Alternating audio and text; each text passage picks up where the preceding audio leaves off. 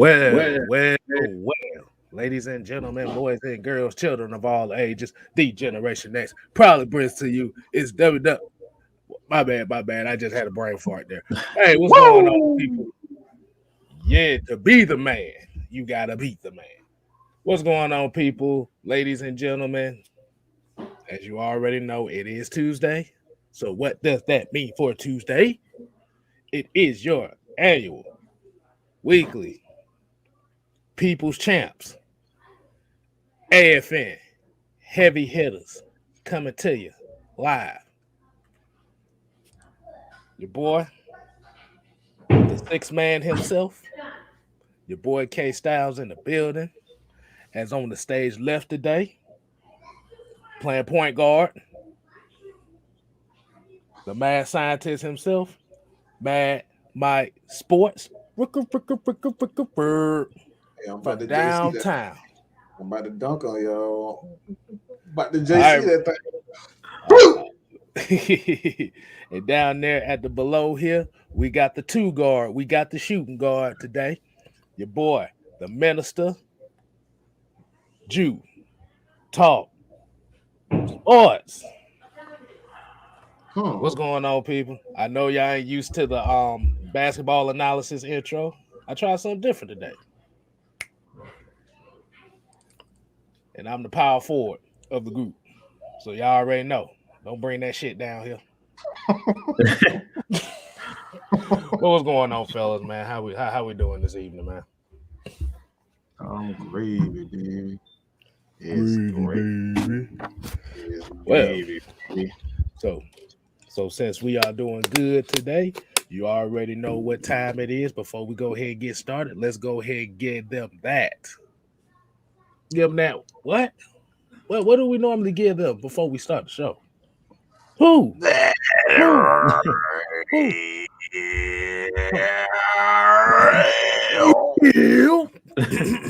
Roll call. Y'all like that though? How I did that Leads the Boom? He said you see how what a rush. But as you know, man, we always got to shout the people out before we start the show, because at the end of the day, AFN is not just about us; it's about y'all that watches us on a weekly or daily basis, because we damn near live every day. So appreciate the love. We got Joseph Thornton, we got Noah Tendell. Y'all make sure y'all show him some love. We got Jamarius, 58 Gilliam. We got Fred Butts. We got Isaac Crimes. We got Raheem DeVille. We got Kind Equation Arts. We got The Nation. Jerry Bowie. We got Asia Green. She is one of the queens of the Ghostbusters. So is Noah. So y'all better be on your best behavior. Because once I start singing the song, you ain't know what time it is. We got Blizz 818. We got Michael Walker. We got Andrew G. Low Ski. Hey, we got Devon in the building. Cookie by Nature. Poe DTV. We got Jack Savage. We got Asikbo Basie. We got Sean Corleone. JC 730. We got crazy folks. And we all crazy as hell. So we can definitely relate to that. We got ATM 534, and I'm gonna go ahead and get a few more in. We got Brandon Kahuna, King Quest 710, Bridget Kelsey, ATL Leo, and Ultra Shadow 97, as well as Pat Norris. So let's go ahead and get into the show tonight. Hey, Mike, what we got for the people tonight? How we gonna start this thing? My bob off. You want to just get into these keys first? Or you want? Oh man, let's definitely get into these. All right, let's get into keys. Yeah, let's do that. Because we got something to say about somebody real soon, but that's coming up. Okay, we're gonna say that. We're gonna say that for later. Okay. 3 keys to victory, as we already know. Falcons 5-7. Panthers pretty much the same record. division game, so it's not a guarantee anything. But for the Falcons' sake, every game from here on out is a must-win game if you're thinking about playoffs. If we remember from the last game, Panthers ran the ball for 203 yards against our defense. Tyler Davidson. But as we already know, if y'all haven't heard already, they just fired their OC, Joe Brady, aka the guru from LSU. So we don't know how that's gonna go. And we know we're gonna be facing Cam Newton, and we already know how certain Falcon fans gonna feel about this game. Boy, they're gonna be cheering for Cam Newton, but we ain't worried about them. Damn them. So now we're gonna set up for these 3 keys, and I'm gonna go ahead and I got the rebound. I'm gonna go ahead and kick it out to the point guard himself, Mad Mike Sports. Would you go ahead and lead this fast break off? Well, Carolina. We're going against Carolina. So there's been a lot of confusion as far as that quarterback's position is concerned. So for the Atlanta Falcons to come out with this W,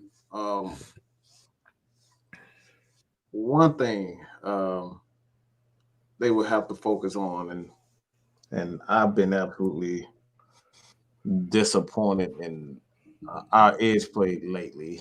It's not allowing our inside guys to, like Grady Jarrett, to be able to kind of do what they want to do because they're getting doubled, tripled at a time. Anthony Rush, that other guy, number 96, he hasn't been doing much of anything and provided anything in pass rush.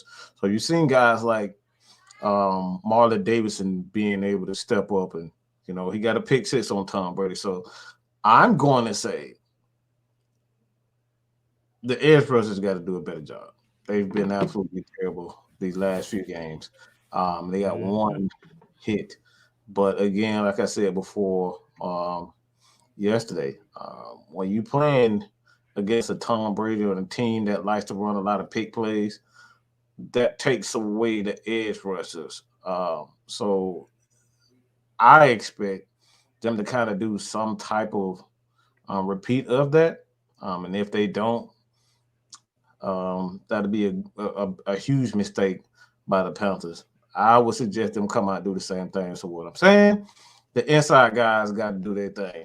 And I'm not talking about Grady Jarrett. I'm talking about guys, Anthony Rush, Marlon Davidson.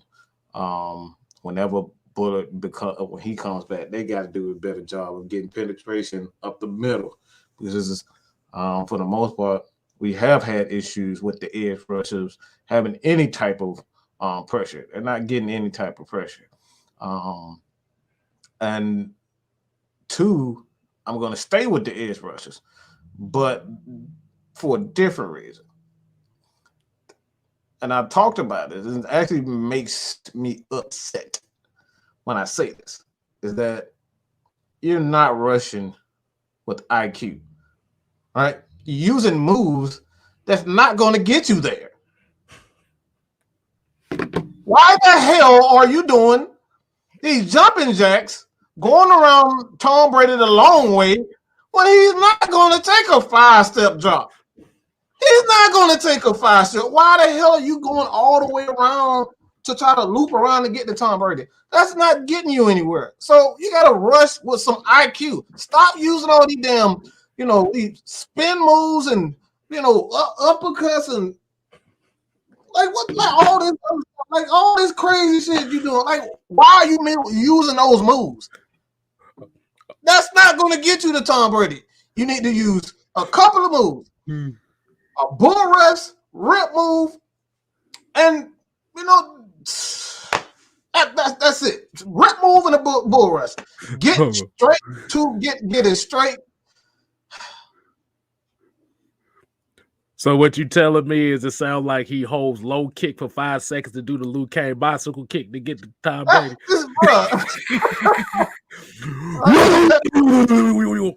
That's like, bro. It's look. Use a swim move. Use basic move that's not going to take up a lot of time. It's a huge array of moves that you can do. But when you use all these, these long looping, they take the long route to get to the quarterback, and that's not going to get to a guy like Tom Brady. You got to use some, pass rushing IQ. One of the best pass rushers of all time. Two of the best pass rushers of all time. All right. And you guys when I say this, y'all gonna be like, yeah, I see what you're saying now. Is Michael Strahan. Dude wasn't fast at all. That dude was not fast. He didn't have a long list of moves. All he did was rip, bull rush, got to the quarterback. Reggie White, rip, bull rush, get to the quarterback. It's simple. When you're doing all these crazy moves, it's like you're prolonging the process. Quarterbacks these days are taught to get rid of the ball within 2 to 3 seconds. So when you're doing all these, you're going a long route around the quarterback, around the tackle, you're prolonging the process. Falcons need instant pressure. And that's what I'm saying. They're not rushing the passer with IQ. And the third one, catch the damn ball. And I'm talking about everybody, not just Eric Harris. Everybody, catch the damn ball, okay? Receivers, catch the damn ball. Tight ends, catch the damn ball. Running backs, catch the damn ball. Safeties, catch the damn ball. Corners, catch the damn ball. We had way too many opportunities in the last 3 games to get a win, to make plays, and keep the ball in your hand, and we're just not doing it. So that's it. Run up some IQ, get out of the quarterback, and catch the damn ball. That makes sense. I like that.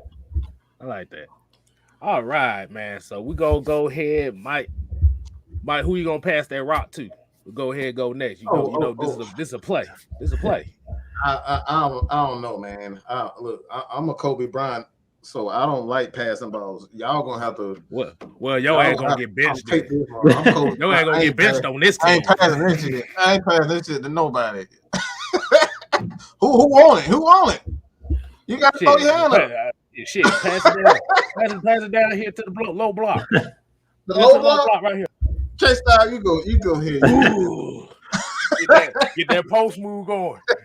Hey man, hey. So okay, I'm gonna space the floor for you. Go ahead and back me down. Hey, make sure you space it now, because I'm be looking for you. I'm gonna space the floor out. I'm about to I'm trying to get the defense to come in. There you go. So you can get that jump shot going. I'm gonna sit here like D Fisher. You back him down in the paint like Shaq. I'm just gonna wait for the open 3. Okay. and like I said, R.I.P. to Kobe Bryant. Yes, sir. The greatest players of all time. I don't give a fuck what nobody say. But yeah, 3 keys to victory here against Carolina. There was a couple things that I saw kind of catching, kind of like the replay on it. First thing is you're gonna do is run the damn ball. Establish the run. Establish dominance. You must do that. This is the time of the year where the running game must be key. Lead with the running game. Lead with the physicality. Because what you want to do is you want to make those linebackers think.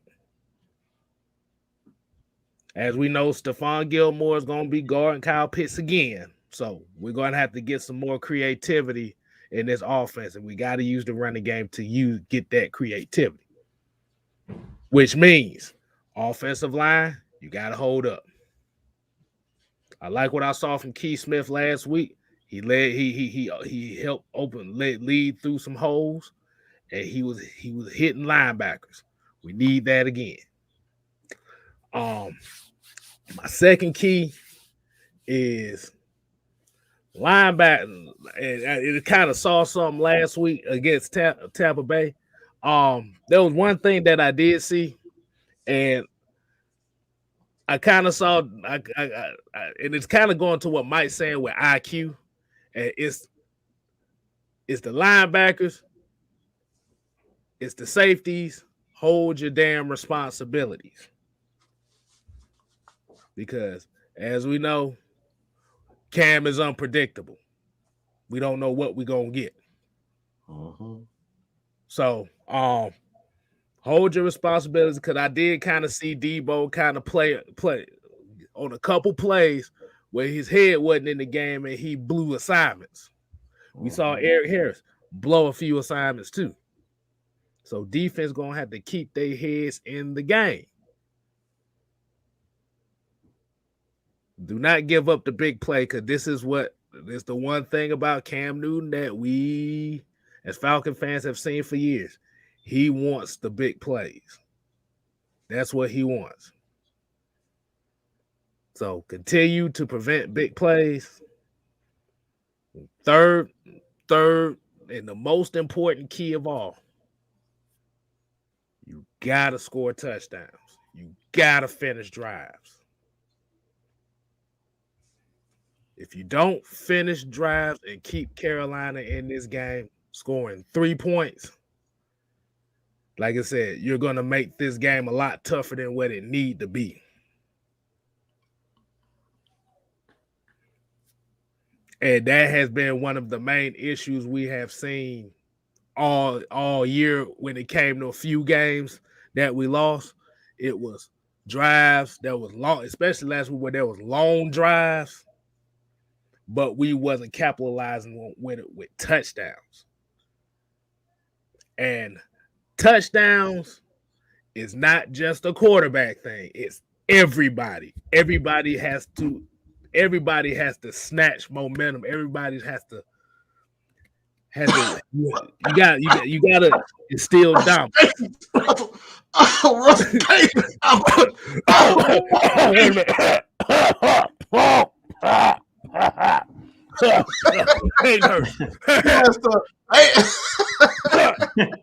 My name's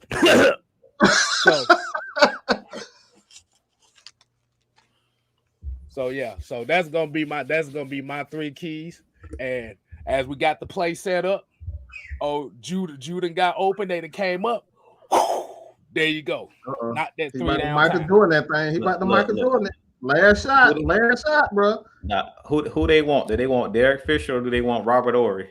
Both of them was knockdown shooters. You know, Big Shot Bob. We used to knock him down. You might want to throw Big Shot Rob in there, because I'm gonna throw Big Rob in there. I gotta go Rob.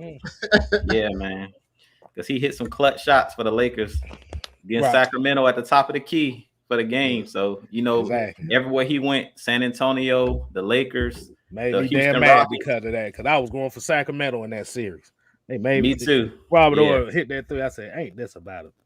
Yeah, he was known for knocking down the big shot. So, yeah, I'm finna go ahead and knock it down, y'all. But first key to victory in this game for our Atlanta Falcons to win this game, and KStylzz talked about it, you got to come out and set a tone like we did in this game against the Buccaneers. But this time when you come out and set that tone, you have to stay with it. I think in this last game, we did a good job coming out running the ball, but throughout the game, on that 3rd down, 3rd and 2, when they motioned out and tried to throw the ball, you have to set a tone. And you heard Jonathan Vilma saying on the telecast, like, okay, the Falcons are finna show you, Arthur Smith is finna show you what this team is made of. And he was like, oh, hold up.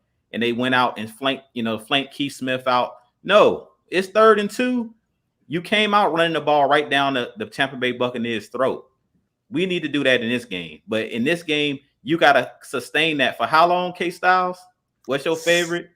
Hold on, let me put it up. Put it up there. Let me see. Do I still have it up here? 60 minutes. 60 minutes. You have to sustain that physicality for 60 minutes. It means nothing if you come out and you in a fight with a bully and you throw the first punch and you hit the bully. Eventually, he gonna punch back as well. So you gotta, when you gain the advantage, you gotta go at it. Like, I don't know where you guys from, but my family from Chicago. So how they taught us is if somebody talking trash and they trying to bully you, if they go to take their jacket off, if they go take their book bag off, you hit them right in the midst of them taking their shirt off, whatever they doing. Exactly. You attack. Exactly. You don't wait. You don't wait. And that's what I feel like our Falcons are doing. Or we like everybody hates Chris. Did y'all see? Do y'all know everybody hates Chris when he got in a fight with the bully? Mm-hmm. Anybody can hit the bully, but eventually the bully gonna fight back. He gonna eat that little jab, and then if you don't keep following up with punches, you gonna get wore out. So when you gain the advantage, you gotta put your foot on their neck, and that's what this Falcons team gotta learn. Go ahead, KStylzz. Hold on. I was about to say because what I was taught to as well is use your environment by any means necessary. So if there's a chair nearby and you feel like you ain't got a chance, you better use that chair. Exactly. And naturally, usually, I don't know why this is, but normally a bully is bigger than you. So what they call it in Chicago is the equalizer. If you got to pick up a brick, a stick, whatever you got to do to equal out the size, do what you got to do. And that's what I feel with this Falcons team. Do what you got to do. In this game, last game against the Bucks, you came out running. You hit the bully in the mouth. You had 2 big runs. Cordell Patterson broke off like a 50-yard run, right? They took him out the game, and they brought in Mike Davis. He came right in the game and scored a touchdown, broke off like a 25 to 30-yard touchdown run. And he hit the hole. Like I hadn't seen him hit the hole that hard all season. Like I felt like a proud dad when you watching your son and you coaching them, you tell them, do this, and they don't do it. And then when they finally listen, it's like he was surprised he broke through. If that little crease was there and he actually hit it and kept going. He didn't do no dancing. He went north and south. And when he hit the hole, when he was supposed to hit the hole, that little crease was there, and he hit it going 100 miles an hour. That's what we got to do in this game. We got in this game, you got to hit the hole hard. You got to come out in this game, and you got to punch the bully in the mouth, but you got to follow up. Like, you can't just punch him and then think that he's not going to punch back. That's why he a bully. Like, you got to come out and establish dominance. In the last game, we got bullied by Carolina. So in this game, you got to come out swinging. That's just the bottom line. You got, like we said, there's no tomorrow. KStylzz said it when the show started. Every game from now on for the Falcons is a playoff game if they want to make the playoffs. So this is no tomorrow because the Panthers has already beat you. So they own the tiebreaker right now. So you have to even out the playing field. So basically, the bully beat you up on Monday. And on Tuesday, if you want to keep your lunch money, you got to do something about it. And in this game, I don't care what the Falcons got to do. And I know I'm using a lot of analogies, but in this game, you got to just step up because most of the time, what happens when you fight back against a bully? Most of the time, if you fight them good enough, they don't want no more of that, especially if you picked up something and whacked them with it. They like, oh, now this dude crazy. So that's how the Falcons got to come out in this game. They ain't trying to get hit with some damn noon chunks. Hell with that. Exactly. Or they like, that dude crazy. Because most of the time, when it's you fooling with a bully, if you scared of the bully, my dad always said, don't mess with somebody that's scared of you because you don't know what they'll do. That momentum and that adrenaline will knock you out. So in this game, the Falcons got to come out and play with a certain type of fear, not even fear of the Panthers, but you got to come into this game with a hunger and that eye of the tiger. If you watch Rocky, they talk about the eye of the tiger. They got to come in this game with that eye of the tiger, and they got to be for 60 minutes. Like we keep saying that we haven't seen them play a complete game. In this game, you got to come out swinging. So that's my first key to victory. Come out swinging and don't get tired until they knock out. Like, I want that score. Like, remember the Titans when he said, leave no doubt? That's what I'm talking about. I don't want them to gain another yard. Like when he told them you blitz all night, when Coach Yo said you blitz all night, I don't care if they call it flash, you blitz. That's what we need in this game. We got to come out with a certain attitude. I don't know if you guys watched that 91 Falcons, the little 3-part series that they did. That's my second key to victory. Did y'all hear them talking about the defense that 11 guys to the ball? That's what this Falcons team got to do in this game against Carolina. You got to get 11 hats to the ball at all times. If there's a screen is thrown, I don't care if you Anthony Rush, hustle. How many times have we seen Grady Jarrett hustling 10 yards down the field to make a tackle? That's what you need in this game for my Falcons on defense. It's an attitude. These guys got to get to the ball because Cam is a big guy. Deion Jones, Foye, they're not trying to hit Cam one-on-one. Our corners, if he get on the edge, you don't, even though AJ Terrell will go hard, you don't want him to end up being by himself. We seen last year when Damontae Kazee, with all the heart that Damontae Kazee had, when he tried to go one-on-one with Zeke Elliott in the hole, what happened? Yeah. We don't want to see that again. We don't want to see that again. So in this game, bruh, we got to get all 11 hats to the ball. And if I don't see all 11 hats getting to the ball, and I'm Dean Pease because he's up in the tower, so he can see who hustling to the football, we got to get everybody hungry, everybody hustling to the football. I'm not seeing enough of that. The defense has been playing well, but in this game, in that first game against Carolina, they broke so many tackles. The running backs, Chuba Hubbard, who's not really even known as a big running back, was breaking tackles. Like in this game, you got to set a tone because Carolina is one of those teams. They're a gritty team. They've been like that for years. They're a defensive-minded team. When they had Ron Rivera, he took that same mentality to Washington, and that's the reason why Washington is winning games. A defensive, gritty team. The Panthers are a gritty team. So in this game, we know there's a rivalry. We have to get 11 hats to the football. That's my second key to victory. We got to tackle because Carolina, they're going to run the football in this game. Believe it or not, yeah, they ran for 200 that first time, but they think it's sweet. So they're going to come back with a similar game plan, especially because Cam is back. Get ready to see some quarterback powers. Get ready to see some quarterback sweeps. So we got to get prepared for one of those bloody your nose type games because this is going to be a physical game. Carolina doesn't have the ability, in my estimations, to try to spread you out and throw the ball around. Cam has never been known for his accuracy. And none of the quarterbacks on their roster, if they go with PJ Walker, he's another guy that's not known for being accurate. He's a running quarterback. So in this game, you got to prepare for the run. Both the quarterback and the running backs, you basically got to look at their quarterbacks as running backs. So that's my second key to victory is get 11 hats to the football. If you need to call Jesse Tuggle, I don't care who y'all need to bring in to talk to the team. They just talked about it in that series. It's a mindset. You got to be physical. They told a story of one of the players getting injured.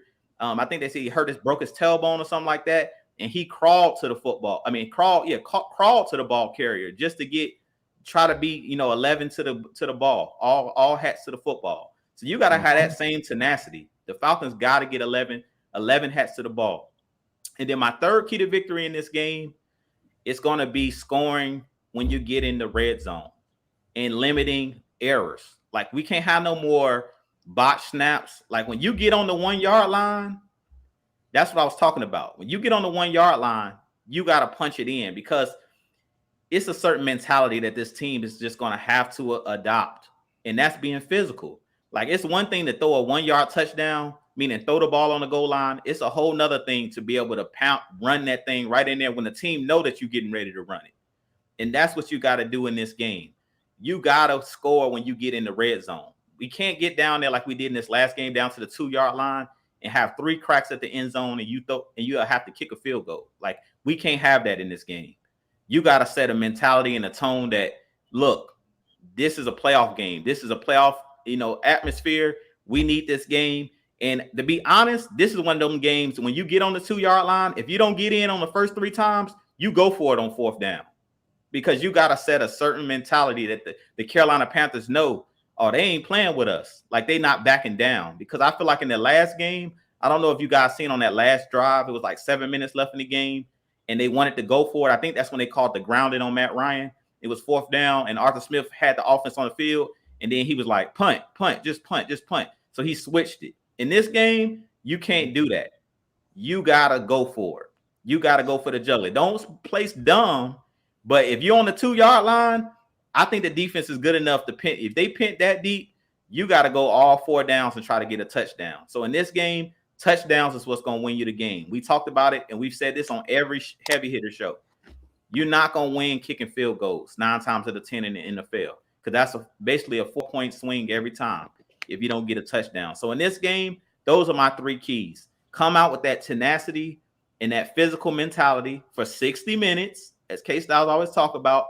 Number 2, you get 11 hats to that football. And when you come there, come with bad intentions Because if you look at what the Buccaneers did, what did the guy do when he got in the game? Desir came in the game. Russell Gage got the first down. He didn't hold his head down. He punched the ball out. So he made a play. That's what we got to do. 11 hats to the football for the defense. And the last key to victory, I talked about it, is score touchdowns. If you do those three things in this game, I think you dominate Carolina because you can demoralize and take that crowd out of the game. And this game is going to be played in Carolina. So you come out with that same mentality you start the game with against the Buccaneers. I think you take the air out of that stadium. And I think that the Panthers are going to go, run away with their tail between their legs. If we come out with that same type of mentality, I think we'll set a tone. And my bad about laughing. Hold on 1 second. I gotta say, I gotta. Uh-oh. I think he froze. The madman then froze up. All right, but hopefully he get back. But I was gonna say, man, I ain't mean to laugh earlier because when you said that KZ got steamrolled by damn Ezekiel Elliott, it was like that was it bless his heart, but that was the funniest thing I've ever seen in my life. I never seen nobody get hit so hard they got hit from the goal line to the back and slid to the back of the end zone. I've never seen that before. Yeah, I remember that. Yeah, he had heart, but if they would have had more hats to the football, he wouldn't have had to worry about that. Right. When it's one-on-one, mano-a-mano, he had heart, but the low man wins. And Zeke, it was like I said, it wasn't a fair fight. He was bigger, stronger, and he overpowered him. You know what I'm saying? And that's why, KZ filled his gap, but hey, it wasn't enough. Boy, he was the nail and Zeke was the hammer. Like trying to fill a hole with some Jello, boy. That thing didn't work. But speaking of until Mike get back, I would say, speaking of what you said about the tone and the mentality, because you actually hit one of my points I was thinking about was if you don't hit it on the first 3 downs, go for it on 4th down. So when we talk about the mentality, that's going to be the responsibility of the coaching staff to instill that as well, because because like I said, it can't just be the players; it has to be everybody. Everybody has to instill this mentality. Okay, we balls to the wall here. We ain't we got no room for error. And when you don't do that, it sends a message to your team as well. You know what I'm saying? Like, you get stopped on the first 3 downs, and then your coach is like, field goal. It kind of sends a message to the offensive line that I don't believe y'all can score. You know what I'm saying? But if you go in there and say you do punch it in on the 4th down, you know how much confidence that gives the offensive line, especially because we got a lot of young guys on the offensive line, like Mayfield, like Hennessy, like Dahlman. Jake Matthews, he's a veteran. He's been around. He played in the Super Bowl. He's been in Atlanta, for years and years and years. But these young guys, it sends a tone to them that I trust you. Like, I believe in you guys. Like, to me, it shocked me to see how well we came out and ran the football early in the game, because it actually set a tone. Like, I don't know if you've seen after that first touchdown run with Mike Davis, they showed Matt Hennessy ran off the side, like he ran to the sideline, and I think he chest bumped the offensive line coach. Like, he was hyped. Yeah, exactly. He was hyped. I think it was Coach Ledford. He was hyped because it's like, this the number 1 rushing defense in the league, and we basically just ran the ball down their throat, because I don't think we really attempted that many passes on that first drive. We pretty much ran the ball all the way down the field, pretty much. So it kind of set that tone. Exactly. And shouts out to Miss Maggie T. And also, y'all make sure y'all thumbs up, share, like, subscribe to not only Atlanta Falcons Nation, but TalkSports, AskMADMIKE Sports, and your boy 6-Man KStylzz as well. We definitely appreciate everybody tuning in right now. Mike will be back. We got some technical difficulties, but we got to hold it down for the bit, bro, when you get back. But yeah, like you said, it has to, like you say, it has to be the complete opposite of what that Carolina game was. Because I think that's where I felt like that's where that game got out of hand, was the physicality. The mentality wasn't there. Yeah, definitely. You better go out like Nate Robinson. He was swinging, but he got his ass knocked the fuck out. But yeah, He's swinging. He had heart though. You know what I'm saying? Like at the end of the day, and I feel like this. That's why I say you got to bring your brothers with you when you get to the football. Because I know if I'm a cornerback and I get Cam is on the edge with me one-on-one, I'm gonna do my best to hold him up. But I'm gonna need somebody to follow up. You know what I'm saying? We need Debo, Fourier, and I need my defensive linemen to run to the ball. Like I need all 11 hats. Like that 91 team was talking about. You need all of it because it sets a tone. Like trust me, as much as those big running backs and stuff like that, they love like Leonard Fournette. He loves seeing like a cornerback on the edge where he can try to run them over.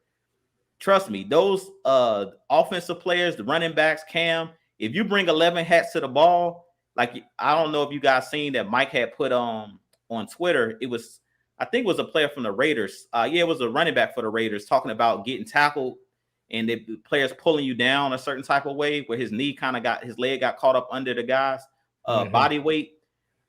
Offensive players don't like to be dug piled, meaning all 11 players jump on top of you. That don't feel good. I don't care what you say. If you you running the ball, I don't care if you DeMondre Stevenson. I don't care how big you can be. Jerome Bettis. If they bring everybody, trust me, Anthony Rush is 350 pounds. Him by himself is enough. But if you bring him, Grady to the ball, Mike Pennell to the ball, that's about 1,000 to 2,000 pounds on top of you, dog. Hey, ain't nobody trying to feel that. So you got to bring everybody. Everybody got to come to the football. When you playing aggressive like that, and that was something that the 85 Bears, they were known for, is gang tackling. They talked about it. You got to gang tackle these guys, man. You can't just be bringing 1 and 2 guys. That's how you have break tackles. You're not going to break no tackles if I come with all 11 guys. Hell no. Hell no, boy. Shoot. That's what you got to do, man. That's what all great defenses do. They don't, it's not one-on-one tackling. Right. It like you said, you what they say, you hit one of us, you hit all of us. That's it. But you want to go ahead and do the other side, what Carolina needs to do, or you want to wait for the big brother to get back to do that? It's whatever you want to do, bro. Let's go ahead. Let's go ahead and goddamn do that. So for a lot of people that might be new to this show, when we do our 3 keys, we do the 3 keys for both teams. And we do it for the other team, not only because we're giving them a game plan to win, but this is something that like for y'all to look out for as far as watching and seeing how this other team works. But I guess we're gonna do the pick and roll here. So I'm gonna start with we're gonna let the 2 guards start here. We're gonna pick and roll this thing right quick.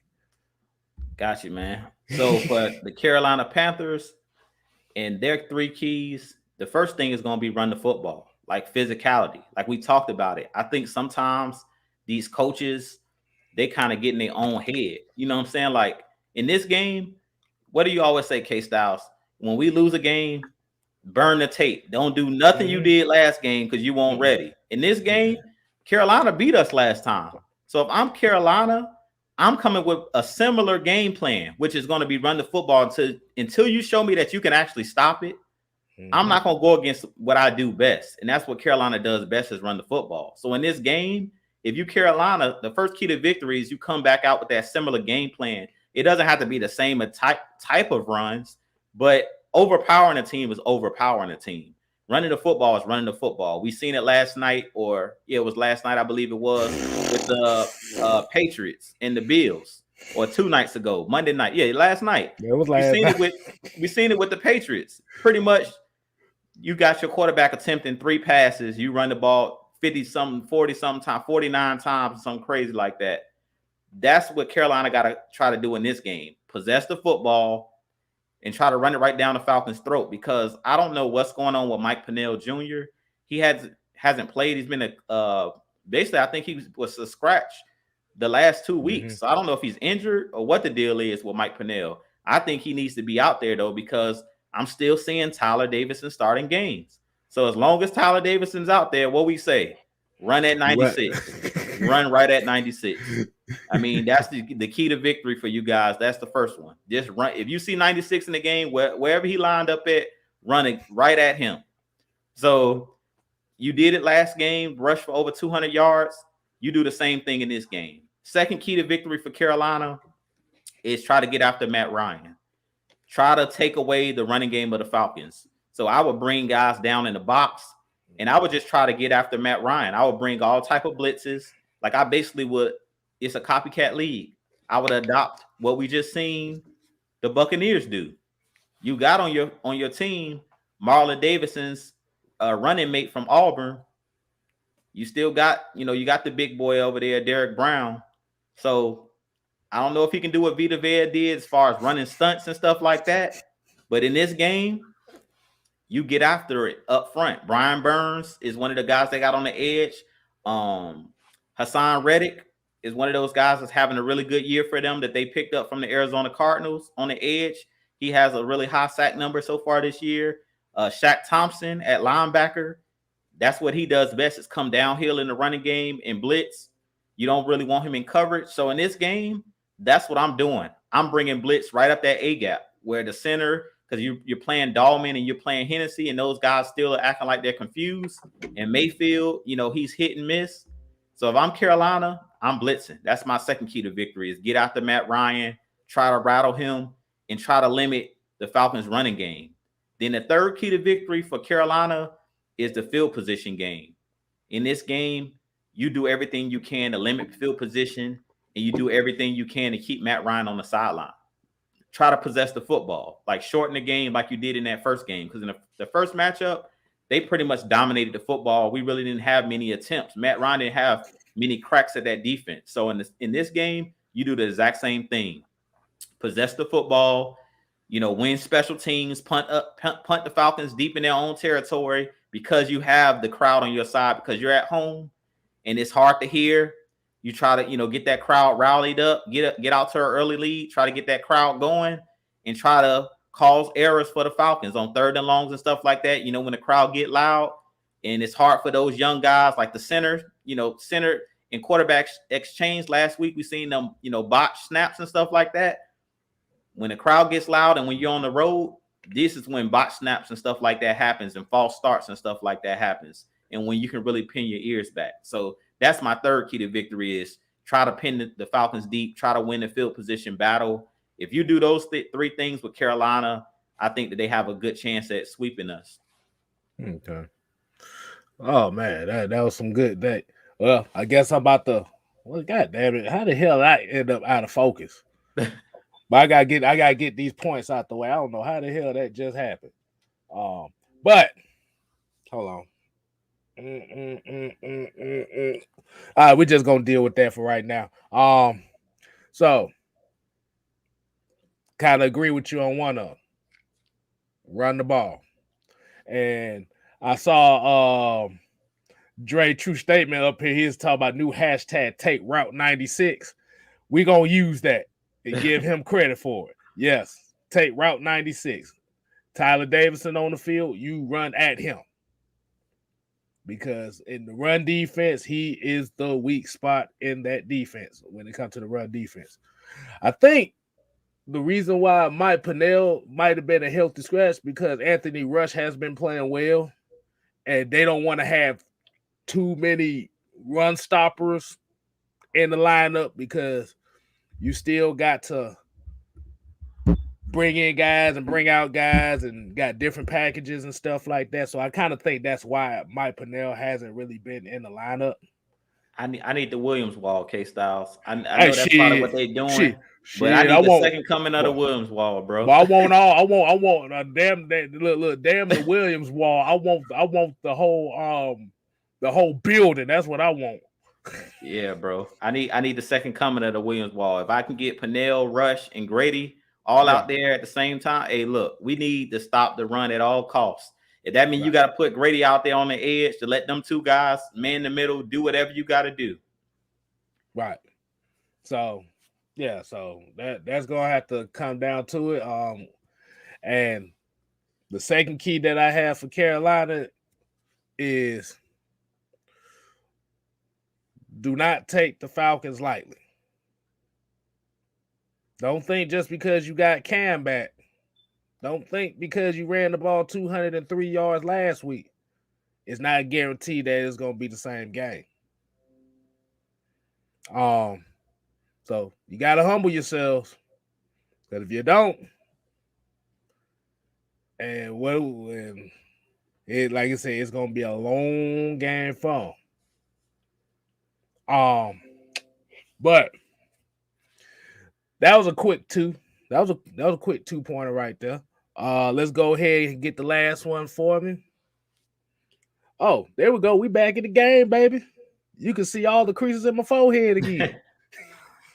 But my third key, and this is gonna be the most important key. This is gonna come down to coaching. Limit the hits on Cam Newton. I mean, I understand you want him to run and run them quarterback powers, but you seen what these hits have done to Christian McCaffrey. Christian McCaffrey ain't been healthy for the Panthers since he got paid 2-3 years ago. He'd have missed on an average of 10, 11 games a season. So you want to limit the amount of quarterback powers that you are going to use. Because if you don't, and you give one of these Falcons defensive players an opportunity to lay one on Cam Newton, like I said, it's gonna be good night, Irene, because ain't no look. If I get a free shot at a quarterback that's running the ball, I don't give a damn how big that quarterback is. I'm blasting his ass up out of here.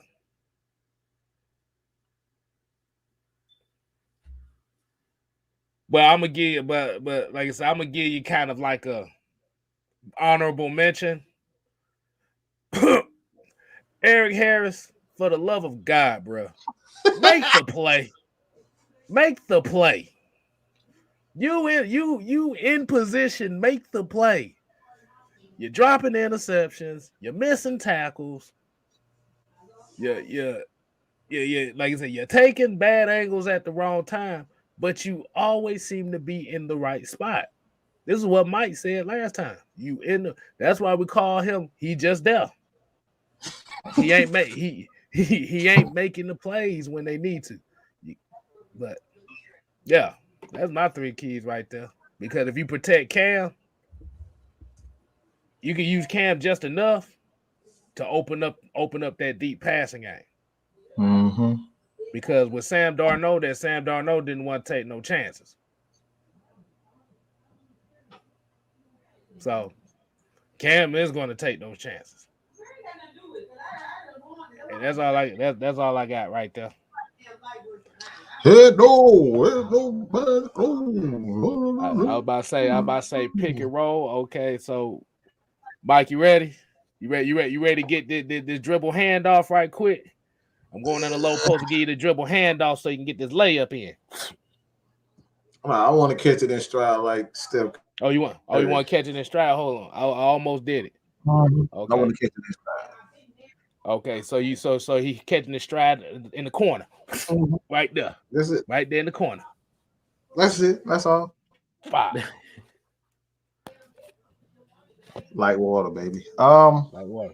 3 keys. The first one is obviously they have to run the ball because their quarterbacks absolutely suck. Just be honest about it. Cam sucks. The quarterback, don't know. He's not coming back, but he sucked too. And PJ is just absolute garbage. Let's just keep it real. So they got to run the ball well. They got to protect the quarterback. That's 2 and 3. They got to put pressure on the edge. I think this is the opposite. I actually think they need to put pressure on the middle of the Falcons offensive line because they have not been, with the exception of Chris Lindstrom, they have not played well at all. So those are the 3. They got to. I forgot it. I forgot that quick. I forgot what the 3 quick. But whatever I just said, that's what they got to do. I don't. What more can we say? What more can I say? It's simple. They got a good defense. Just they got to protect the quarterback. They got to run the ball, and they just got to pressure the interior. That's pretty much it. That's all. All right. So pretty much we all kind of agree. Run the ball. Like I said, shout out to Drew. True statement, Mike. I don't know if you caught the new quote that he came up with is that the Panthers have to take Route 96, which means run that Tyler Davis. Unfortunately. So yeah. Unfortunately. All right. So what else we got? What else we got for him, Mike? I saw it kind of mentioned here in the comments. I don't know if you want to go into that. Yeah, I'm gonna put this up real quick.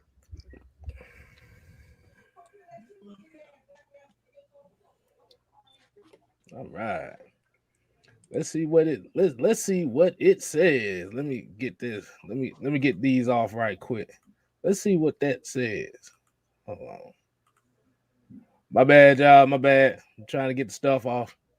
It says from Kurt Warner himself, few quarterbacks frustrate me more watching film than Matt Ryan. He makes so many big time throws, but equally as many confusing reads and decisions. I have no idea what to make of it. Not sure how it's possible, but it's every week. Oh, I can give you my opinion on that right now. Oh, hold on. Just let me set it up. Oh, go ahead. No, just go ahead. Go ahead. You know what my opinion of it is? So we hear it every day. What these folks supposed to see us cry about it? We boo-hooing because somebody said something about Matt Ryan. Okay. But at the end of the day, is he the only one that does it? You can't say you can't single out one person. This is why I always say you can say disappointing, like you said, you can say he's underachieved in certain areas. Okay, that's fine.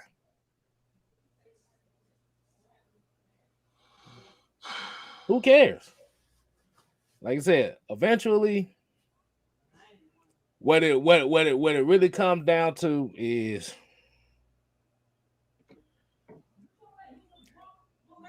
that was pretty much used for clicks and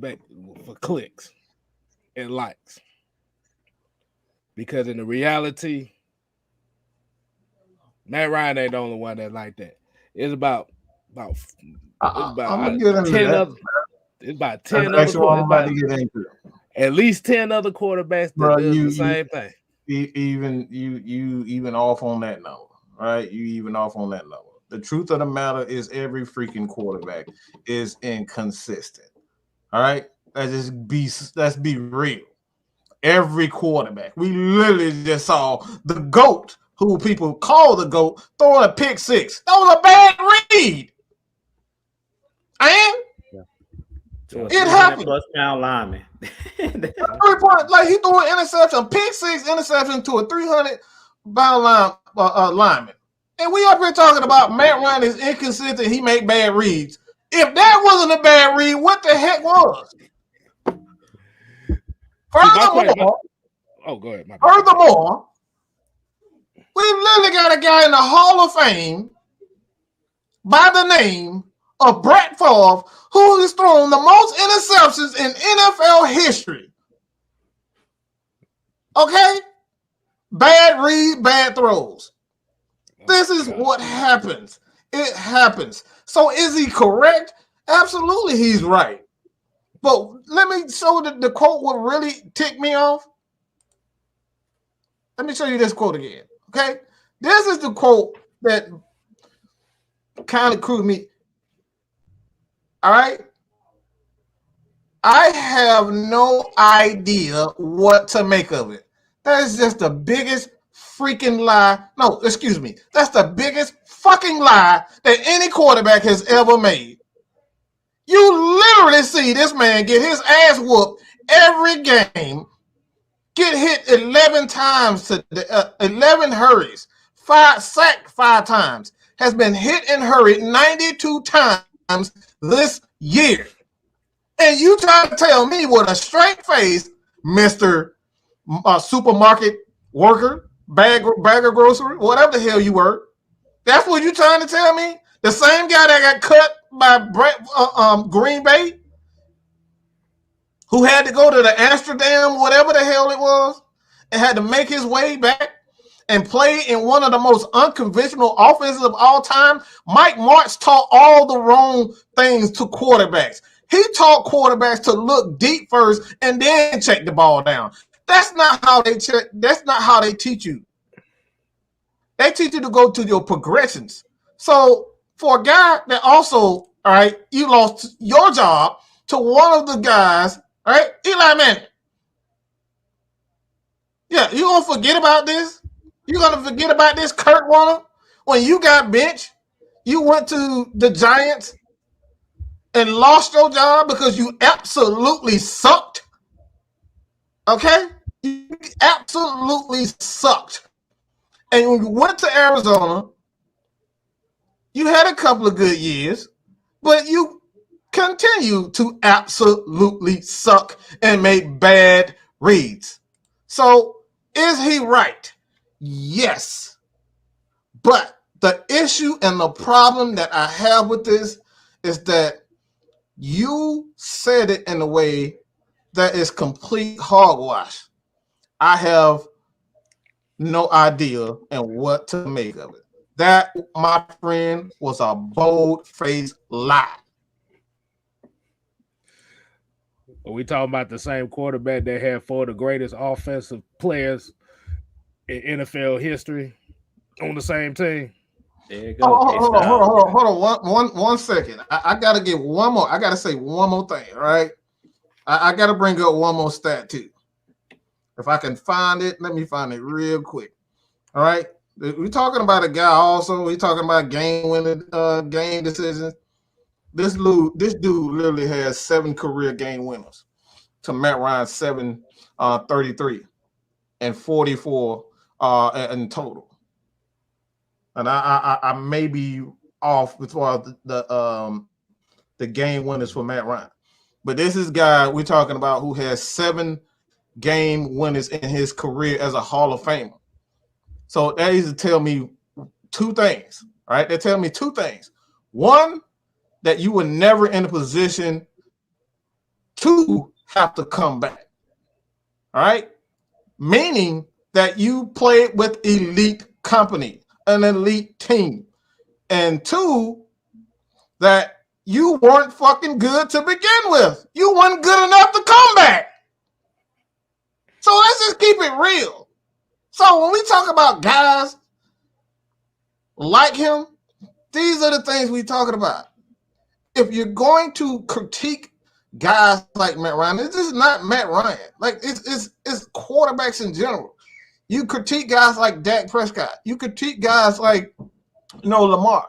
Lamar isn't a great quarterback, but what he does is give his team an opportunity to win. So let's tell the entire story when we talk about quarterbacks. That's the issue that I have. Let's tell it all. Don't just try to say, a blank, I don't have nothing. I have no reason. I don't know what to make of it. Of course you do. You're using it as an opportunity because you know how the media is as it pertains to Matt Ryan to get clout for yourself so you can, promote that little crappy YouTube channel that you have. All right? Well, you just really just like the videos that he put out is really just the bash quarterbacks. It's really just the bash quarterbacks, and that's what I don't like. He's very subtle. He picks and chooses what the quarterback he wants to praise. It's like that's one thing I don't like is that don't just pick on quarterbacks. I'm talking about Justin Fields. He picked on Justin Fields. He picked on a lot of young quarterbacks. Baker Mayfield, he's never going to be anything, blah, blah, blah. That's not the right thing to do. Tell these guys what they're good at and their strengths and their weaknesses. Don't just pick on players. And that's what the issue that I have is that these big time players and Kurt Warner, who has clout and he's won Super Bowls and he's in the Hall of Fame, they use their statue to crap on quarterbacks and they don't tell the entire truth. That's all I got to say about that. Yeah, I'm licking my chops, Mike. I'm licking my chops to talk about this situation because you just said it best. The first thing that I want to hit on, you were talking about losing his job. Let's not forget, he first lost his job to Mark Bolger with the St. Louis Rams before he went to New York. So he lost his job twice, basically. Mark Bolger took his job, and then Eli Manning took his job before he went to Arizona. So he lost his starting job twice. But the problem that I have with this statement that he's making is what you said, Mike. Put it into context. He's not putting in what he's doing. What he's saying, the statement that he's making is a broad statement. He's not putting it into context, and he's kind of putting it into context, and he's kicking Matt Ryan while he's down. And I hate to kick somebody while they're down. And what I mean by that is Matt Ryan this year doesn't have many weapons. No Calvin Ridley, no Julio Jones here anymore. A rookie in Kyle Pitts, who's going to be a star in this league, is going to be a great player, but he's still a young player. He's a rookie. I remember when Julio Jones was a rookie. He wasn't the Julio we know and love today. He had a Roddy White on his team. That was the lead dog. To be honest, Kyle Pitts is doing a hell of a job to not really have a number one guy to, be up under their wing. He doesn't have nobody. Who are you looking up to? Russell Gage? It ain't nobody on this roster that can teach him how to run routes, to teach him what to look for. He don't have a Tony Gonzalez on this team. Let's be real. And that's the reason why we talk about Calvin Ridley kind of, I'm disappointed because he kind of ran away from his responsibilities of being that big brother. He had a big brother when he came in and Mohamed Sanu and Julio Jones to kind of take him under their wing. So with Matt Ryan, he's cherry picking in this situation to take Matt Ryan's year when he has no weapons. And the reason I state that is we don't even have to talk about Matt Ryan. Let's take Matt Ryan out of the equation. Mm-hmm. Let's go back to Tom Brady's last year in New England when he had no weapons. What happened? He lost in the first round of the playoffs to the Tennessee Titans. The last pass he threw in New England was a pick six to Logan Ryan. Why was that? He had no weapons. We call him the GOAT, right? But he had no weapons. So it's like for me to go and say, well, Tom Brady is not reading the defense. He's making bad decisions. He had nobody getting open. So you can compare this year with Matt Ryan to the last year that Tom Brady was in New England. We had no weapons. He was throwing the ball to guys like Jacoby Myers and people we don't even know.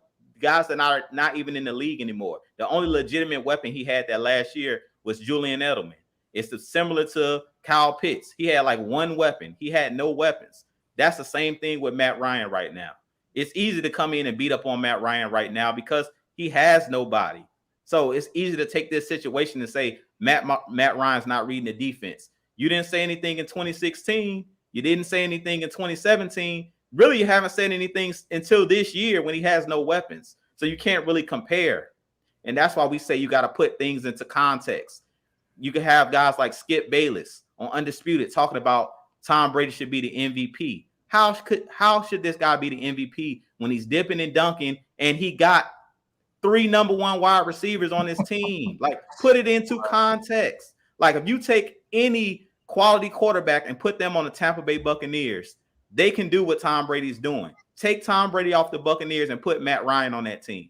Take Tom Brady off that team and put an Aaron Rodgers, put a Kyler Murray, put any quarterback that's competent with those guys around it, with all of those plethora of weapons, they're going to be able to do the same exact thing. So as we talked about, Kurt Warner is another one. He had an abundance of talent. You had a Isaac Bruce. You had a Torrey Holt. You had a Oz Hakeem. You had a Marshall Faulk on your team. Let's be real. And you had a decent defense. Andrew and James. Exactly.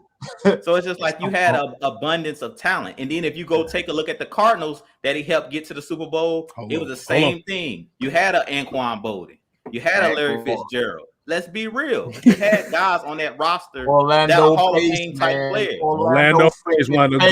one of the greatest left tackles to ever play the game that protected your blind side.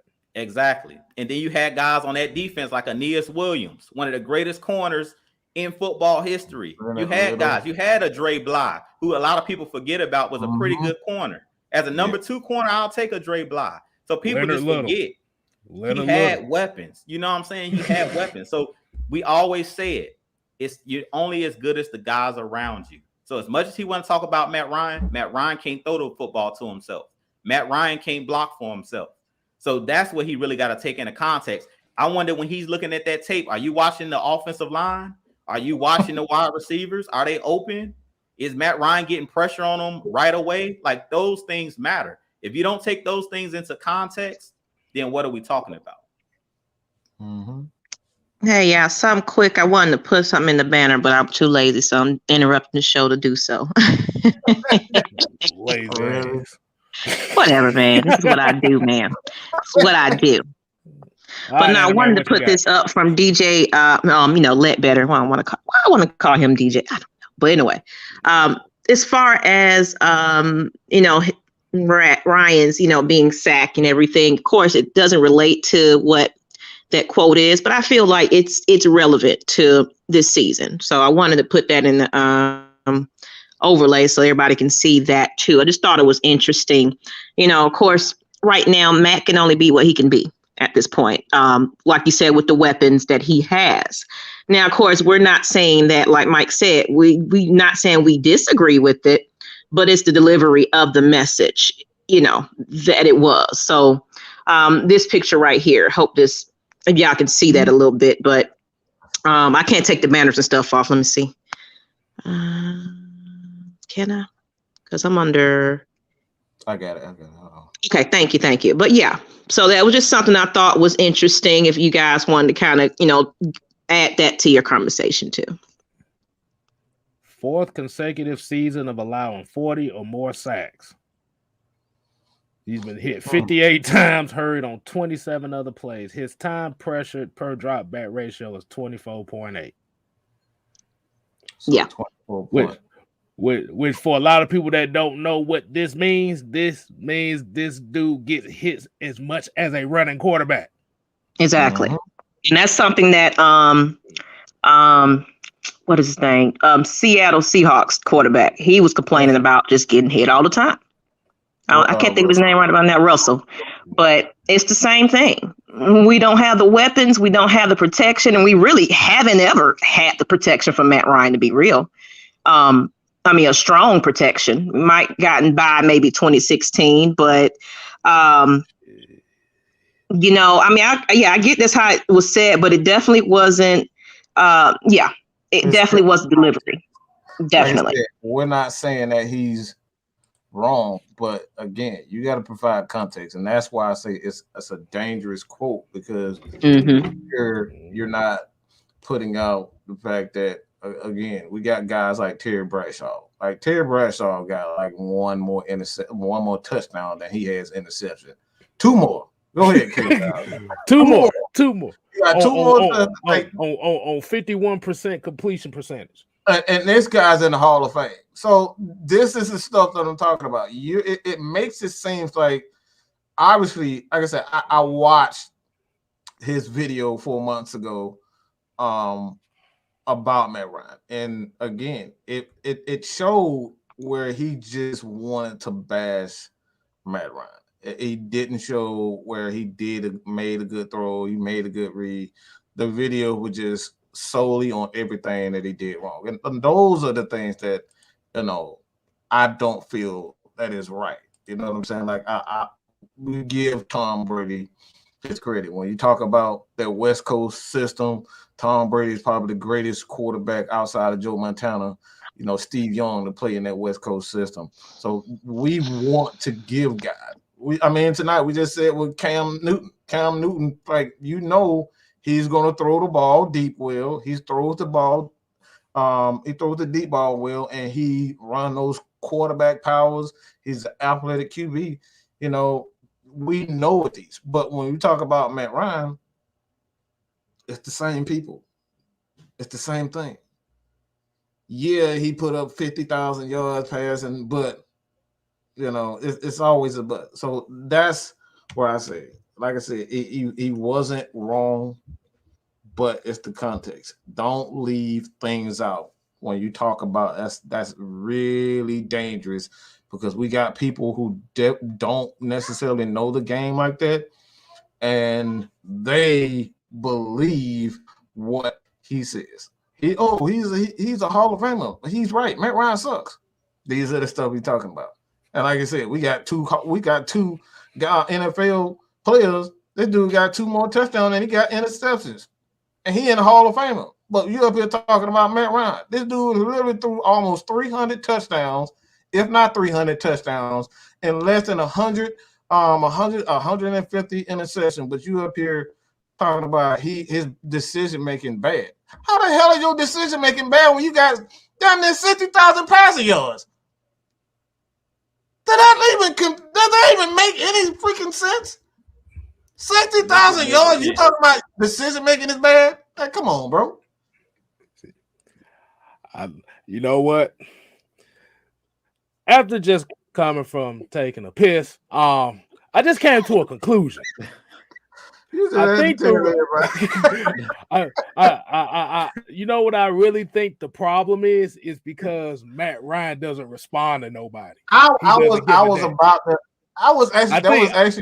had a question for you. Hold on. Let me set it up for you.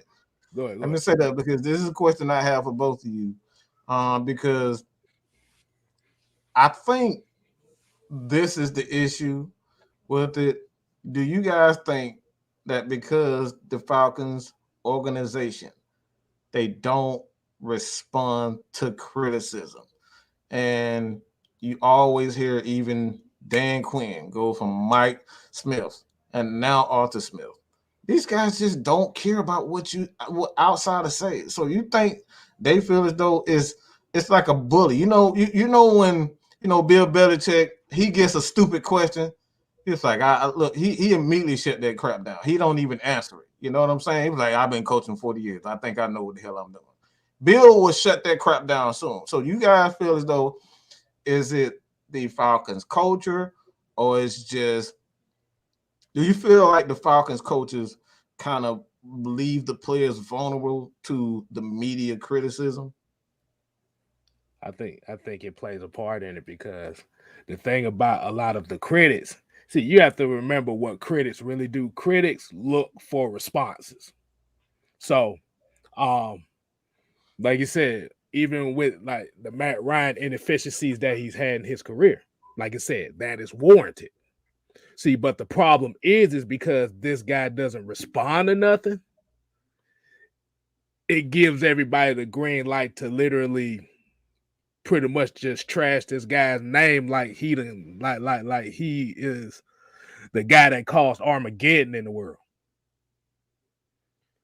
Because because like I said, when you think about Matt Ryan, I'm gonna tell you, when you think about Matt Ryan, when you look at his press conferences, what is it? It's always kind of like the same thing. It's okay, I gotta get better, or it was my fault, or he's not out here. And like I said, he's fiery. He's fiery when he's on the sideline. But when you don't see him on the sideline, it's the perception that he's the goody two shoes. He's the preppy guy that doesn't get mad at anybody. And the fact that, like I said, you got to think about it. Matt Ryan is one of the most hated guys in the city of Atlanta right now. He don't nobody like him at all, but he doesn't care. You might as well say hated in the media in general, KStylzz. It's not even in Atlanta. You might as well say in America. Shit, they wish death. They be wishing death on this guy. Yeah, but he doesn't care. He doesn't respond to it. And when some people, when it comes to certain people's mindset, when you try to, Miss Maggie said it right. He's vanilla. He's boring. He is what the people in Atlanta would call a complete lame. Mm-hmm. That's what he is. But he doesn't care. He doesn't really. he does, like I said, he doesn't respond to nobody's criticism of him. If you, like I said, if you call him out on something or you just say he's trash and all that stuff, he's not online talking shit to fans. Like I said, he got bigger things to worry about. But like I said, the reality of it is, Matt, like I said, Matt, at the end of the day, Matt Ryan is not the representation of what Atlanta fans want in a quarterback. They want somebody that has that entertaining factor to him that makes you want to go see him. They want that guy that gives you that play. That you be like, oh shit, I remember when I went down there and I saw him make that play like that, boom, boom, boom, boom, boom. But the thing about with him is he doesn't give you that. Well, he's a lunch pail guy. He's a 9-to-5 guy. Like I said, Atlanta just wants they want another rapper, entertainer type of guy as a quarterback. Because that's supposed to fit the culture of Atlanta. Because down here in Atlanta, it's all about partying, clubbing, strip clubs, all that stuff. See, when you got Matt Ryan, who's a quarterback that's not like that, it puts a lot of people, it makes a lot of people cringe because he like I said, he's not the representation of a quarterback that they want down here in Atlanta. I'm gonna say this to your question, Mike, and y'all were talking about it the other night, but people don't realize it. Matt Ryan is similar to Tom Brady. Let's be real. If you think about Tom Brady and the Patriots, who want to be like Tom Brady? Tom Brady is vanilla as they come. He vanilla. Did you hear? It's a reason why Shannon Sharp always talks about Tom Brady as being old golly gee whiz, the husband next door type on Undisputed. He always goes back and forth with Skip Bayless about that. He's a vanilla quarterback. Nobody wanted to be like Tom Brady. Tom Brady doesn't run fast. He doesn't have a strong arm. He just does his job and goes home. Go ahead, KStylzz. But look where he's played at. What the fuck is up there to do in New England? Exactly.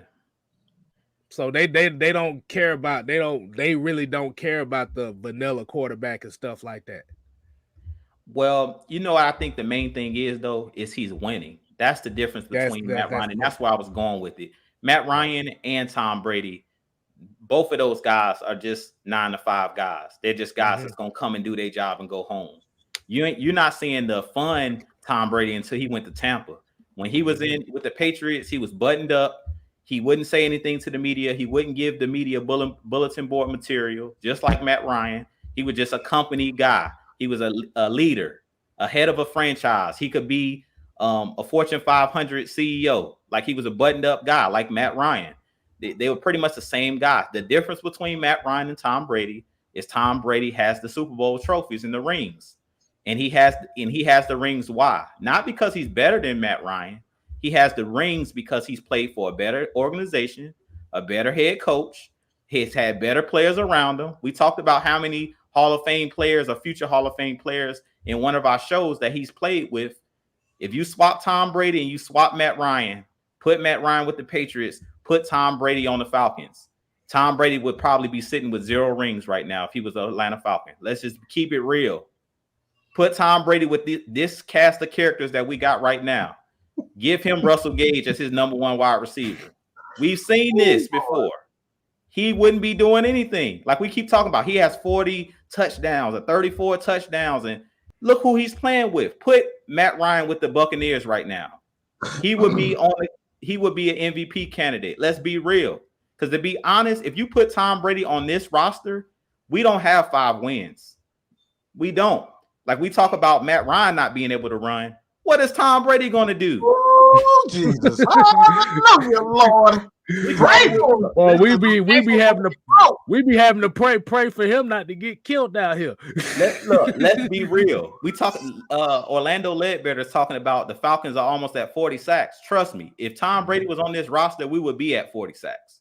Because the dude can't run nowhere. It's been plays where Matt Ryan has actually avoided a sack and threw the ball down the field or just took off running. Tom Brady ain't running nowhere. He's a statue, literally. So if somebody get Matt Ryan a statue,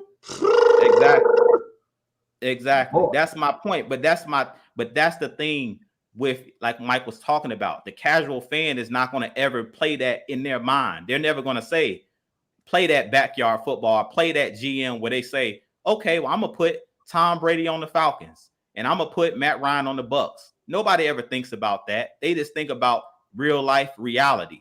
But in reality, think about it. If you switch those guys around, Matt Ryan would be balling right now. He would be an MVP candidate. He's dang near still typically in his prime. We see him Brady at 44 years old doing what he's doing, but he has all the talent in the world on his team. And that's what I talk about. They're just pretty much, I'm not saying that Matt Ryan is Tom Brady, but they're really similar. And I feel like if the roles were reversed, Matt Ryan would have more Super Bowl rings. We've had this debate already, and we've talked about this numerous times, but nobody wants to take the time to think about, like we say, make it make sense. Nobody wants to think about it. It's the reason why Tom Brady chose the team that he chose. It's the reason he went to the Bucks. I hate the media where they put it at, where if Tom Brady goes to any team in the league, he will win a Super Bowl. Let's keep it real. If you put Tom Brady on the Jacksonville Jaguars, they're not making the playoffs.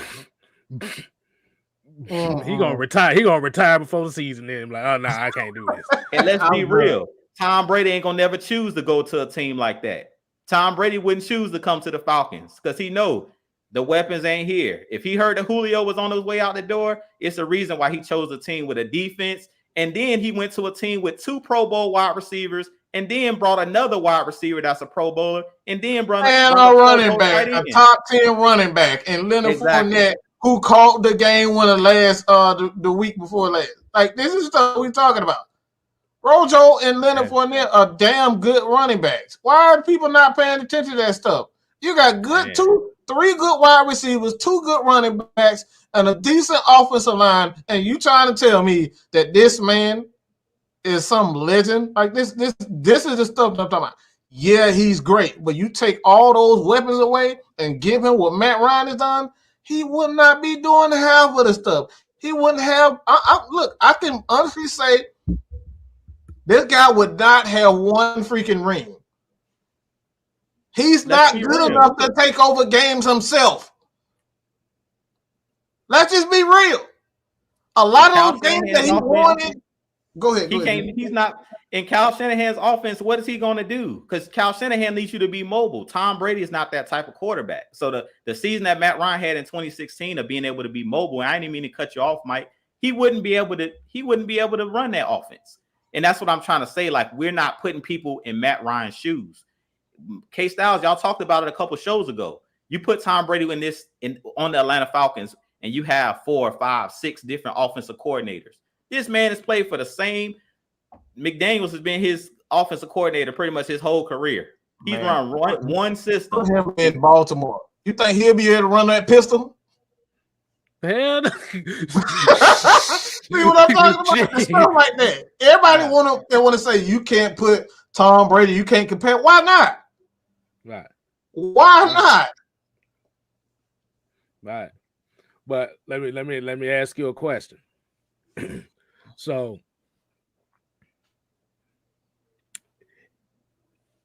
in hypothetical sense, and the people can chime in on this. If the Falcons would have won that Super Bowl, would he still get the same criticism that he's getting this day? No, because all fans care about is what's on the surface. All they care about is did you win or did you lose? And that's what you and Mike always talk about is you have to go deeper than the surface level. Look at why the team lost. Don't just say, well, they lost. Yeah, they lost, but why did they lose? Did Matt Ryan throw the ball and it was in the receiver's hands and he could have caught the game-winning touchdown, but he dropped it? How's that Matt Ryan's fault? if he threw the ball and the player dropped it in the end zone for the game-winning touchdown in the Super Bowl. Like, people never talk about Matt Ryan having one of the highest quarterback ratings in Super Bowl history. All they say is they blew a 28-3 lead. They never talk about anything else. That's all they say. They make that blanket statement. They don't go into the details and the context of what happened in the game. They don't talk about the defense not being able to make a stop. They don't talk about anything. They don't talk about any calls during the game. They don't talk about none of that. They just say he lost the game. So I feel like if he won, the narrative would be different, because look at a guy like Kurt Warner. I looked at his stats earlier. He has some seasons where he threw 20 plus interceptions, and this man is a Hall of Famer. Let's be real. Let's be real. Like, all they look at is, well, he won a Super Bowl and he got to another Super Bowl. He lost when he got there with the Cardinals. Let's be real. Just like Matt Ryan, he took an L. People never talk about, go look at Aaron Rodgers in the NFC Championship games, how many times he's lost. I think he's like 1-4, 1-5. 1-5. Do we see the media talk about how many times the Green Bay Packers have choked in the NFC Championship game? They talk about the Saints choking. They talk about the Falcons choking 28-3 and us choking, but it's about narratives. We don't hear them talking about Aaron Rodgers being a choke artist. He should be, because let's be real. You 1-4 in NFC Championship games sound like you choking to me. They don't say nothing about Aaron Rodgers choking. All they say is it's always he don't have enough help. He don't have enough wide receivers. He don't have no defense. They don't say that about Matt Ryan. The same. That's what we say. Don't change it. Keep that same energy. Keep that same energy. So I saw a comment here that said something about somebody. Hey, y'all throw fire in the chat, because that was some heat they got. So let me ask y'all another question there, because Noah brought up a good point about saying that because I remember, because it was Stone Decatur, he said one ring can negate 10 bad years. Is that really true? Or is that just one of those things where it depends on the person that they're talking about? I'm going to say no, just on this premise. I don't think there's been 10 bad years. Just on that alone. It's like, we're talking about Matt Ryan, or we're just talking about the team itself. If we're talking about Matt Ryan, I mean, you can never say that even not winning a ring, that it's not enough. He's shown even better than the great Tom Brady. When you look at their parallel as far as their career, you're looking at Brady at 13 years, Matt Ryan at 13 years. Matt Ryan is better. His numbers are better. The only thing that he's not, and he doesn't have, is maybe touchdowns. And I think even that's better than Tom Brady. So that's pretty much it. So at the end of the day, it's like, that's not true as far as Matt Ryan is concerned. And for the team, you can't say we have won more. Let's just keep it real. We won more with Matt Ryan. He was literally the first quarterback and the first team to have back-to-back winning seasons. So where's the failure? In you guys' eyes, because you aren't satisfied. But when you look at the overall picture, and these are the conversations that we talk about, that people, they don't want to come on the show and talk about it. They want to tweet like Tweety Bird. That's what they want to do. You can tweet all day. But when you come on this show, you're going to have to bring the stats, the facts, and the truth. And this is why people are afraid to come on. Because they don't want to have these conversations. They are afraid of the truth. They run from it.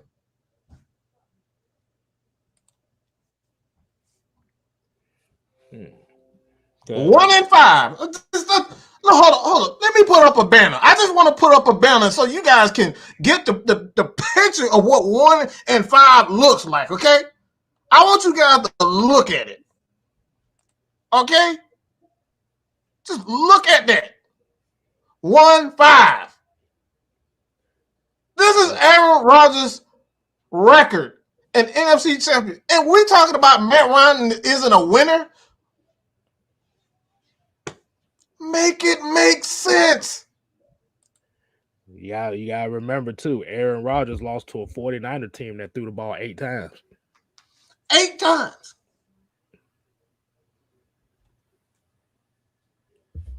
If that don't show you that you need a team, I don't know what else will. But it's very interesting that 10-year comment was made because Aaron Rodgers' 10 years is up.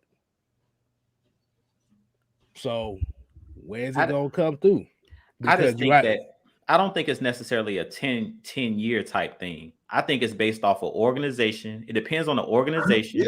Because look at the Philadelphia Eagles. They won a Super Bowl with Doug Peterson, and they fired him within 3 years after winning the Super Bowl. So they ain't get him no 10 years.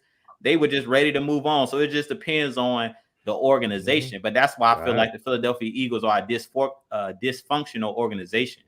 For them to fire your coach after he just won a Super Bowl for you, less than 5 years after he just won a Super Bowl, like you tripping.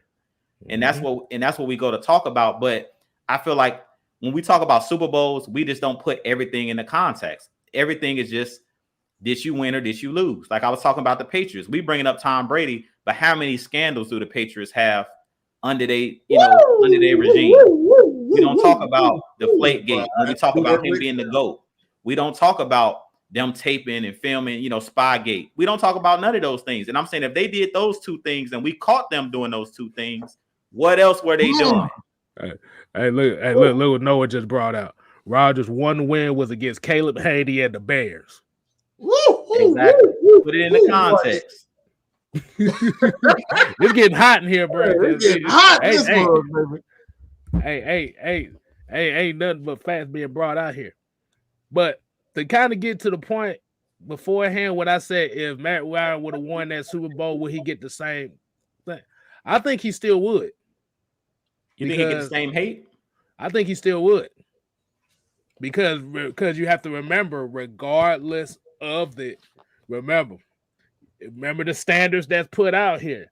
And this only just go for the Atlanta Falcons. This don't go for anybody else. They not going to give the Falcons a 10-year window here. They're not going to give them here. Let's just be honest.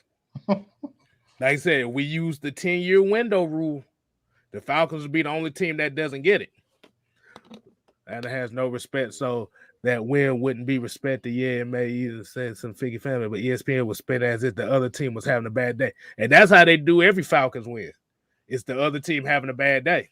Because you got to remember, the only time the Atlanta Falcons are on TV from any sports shows is when they lose.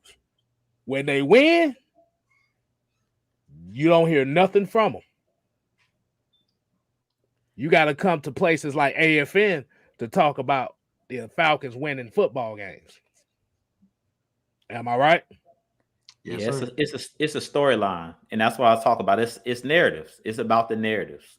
That's all it is. So I don't know if I disagree with you with that. I think the media, they are against Atlanta and they are against Matt Ryan, but I think our fan base on a surface level, I think that they will give Matt Ryan more respect if he won a Super Bowl. My problem with that is me having a Super Bowl doesn't mean I'm a great player. Right. I think we get those 2 things twisted. Mm-hmm. That's why I be like, why are we even mentioning Super Bowl when we talk about Hall of Fame? Hall of Fame and Super Bowl are 2 separate conversations. Yeah. Who cares? I've seen a ton of great players that didn't win a Super Bowl, never played in a Super Bowl. Super Bowl has nothing to do with Hall of Fame. Hall of Fame is based off of one player. What did you do in your career individually? The Super Bowl, that's a team. To win a Super Bowl, that's a team type deal. That has nothing to do with an individual. And that's what we get twisted. And that's the reason why to this day, I don't call Tom Brady the GOAT, because I feel like he had a lot of things that helped him. Like, to be honest, a lot of people talk about Pat Mahomes, like they say the baby GOAT and they both on Madden. To me, Pat Mahomes is more of a GOAT. And the reason I say that is, to me, he does more for his team than Tom Brady ever did for the Patriots. Let's be real. If Pat Mahomes is off the Kansas City Chiefs and you put a Tom Brady or a quarterback that doesn't have that strong arm, that can't do all of the things that Pat Mahomes can actually do, because that year they won a Super Bowl, I think he threw like 50 touchdowns, something crazy. Like, let's be real. He won MVP that year. He did more for his team than Brady ever. Like that first year in 2001, go look up Tom Brady's stats. His stats weren't. He was the backup quarterback. He was Nick Foles in that situation. They brought him in to manage the game. Yeah. He was Nick Foles. Let's be real, and that's why they call him Mac Jones, the new Tom Brady. It's a reason why people are comparing Mac Jones right now as a rookie to Tom Brady. And what is Mac Jones doing? Throwing 3 attempts passing on Monday Night Football, managing the game. So let's be real. Like, let's put it into context. Let's stop just looking at how many rings somebody has and say, oh, he's the GOAT. Put it in the context of how he got those rings. Was a team on his back when they did it? Right. That matters. It's the reason why they call Michael Jordan the GOAT, because he would put the Bulls on his back. It ain't a lot of people that can do that. Right. And Tom Brady, to me, he didn't put the Patriots on his back. He had numerous great players with him. And that's why I say, to me, he's not the GOAT. So when we put these Super Bowls, and I know people are tired of like me saying this, because if Super Bowls dictate how good your quarterback is, instead of looking at the Super Bowl as a quarterback award, you got to look at it as a team effort. Because if you look at it as just a quarterback achievement, you forget guys that, like I said, because when you put Super Bowls above everything, what's the consistency of that Super Bowl winning quarterback after they win? Let me use an example. I'm gonna use 3 examples, and I always use the same 3 examples because they coming into this point. Remember Trent Dilfer and the Baltimore Ravens of 2000.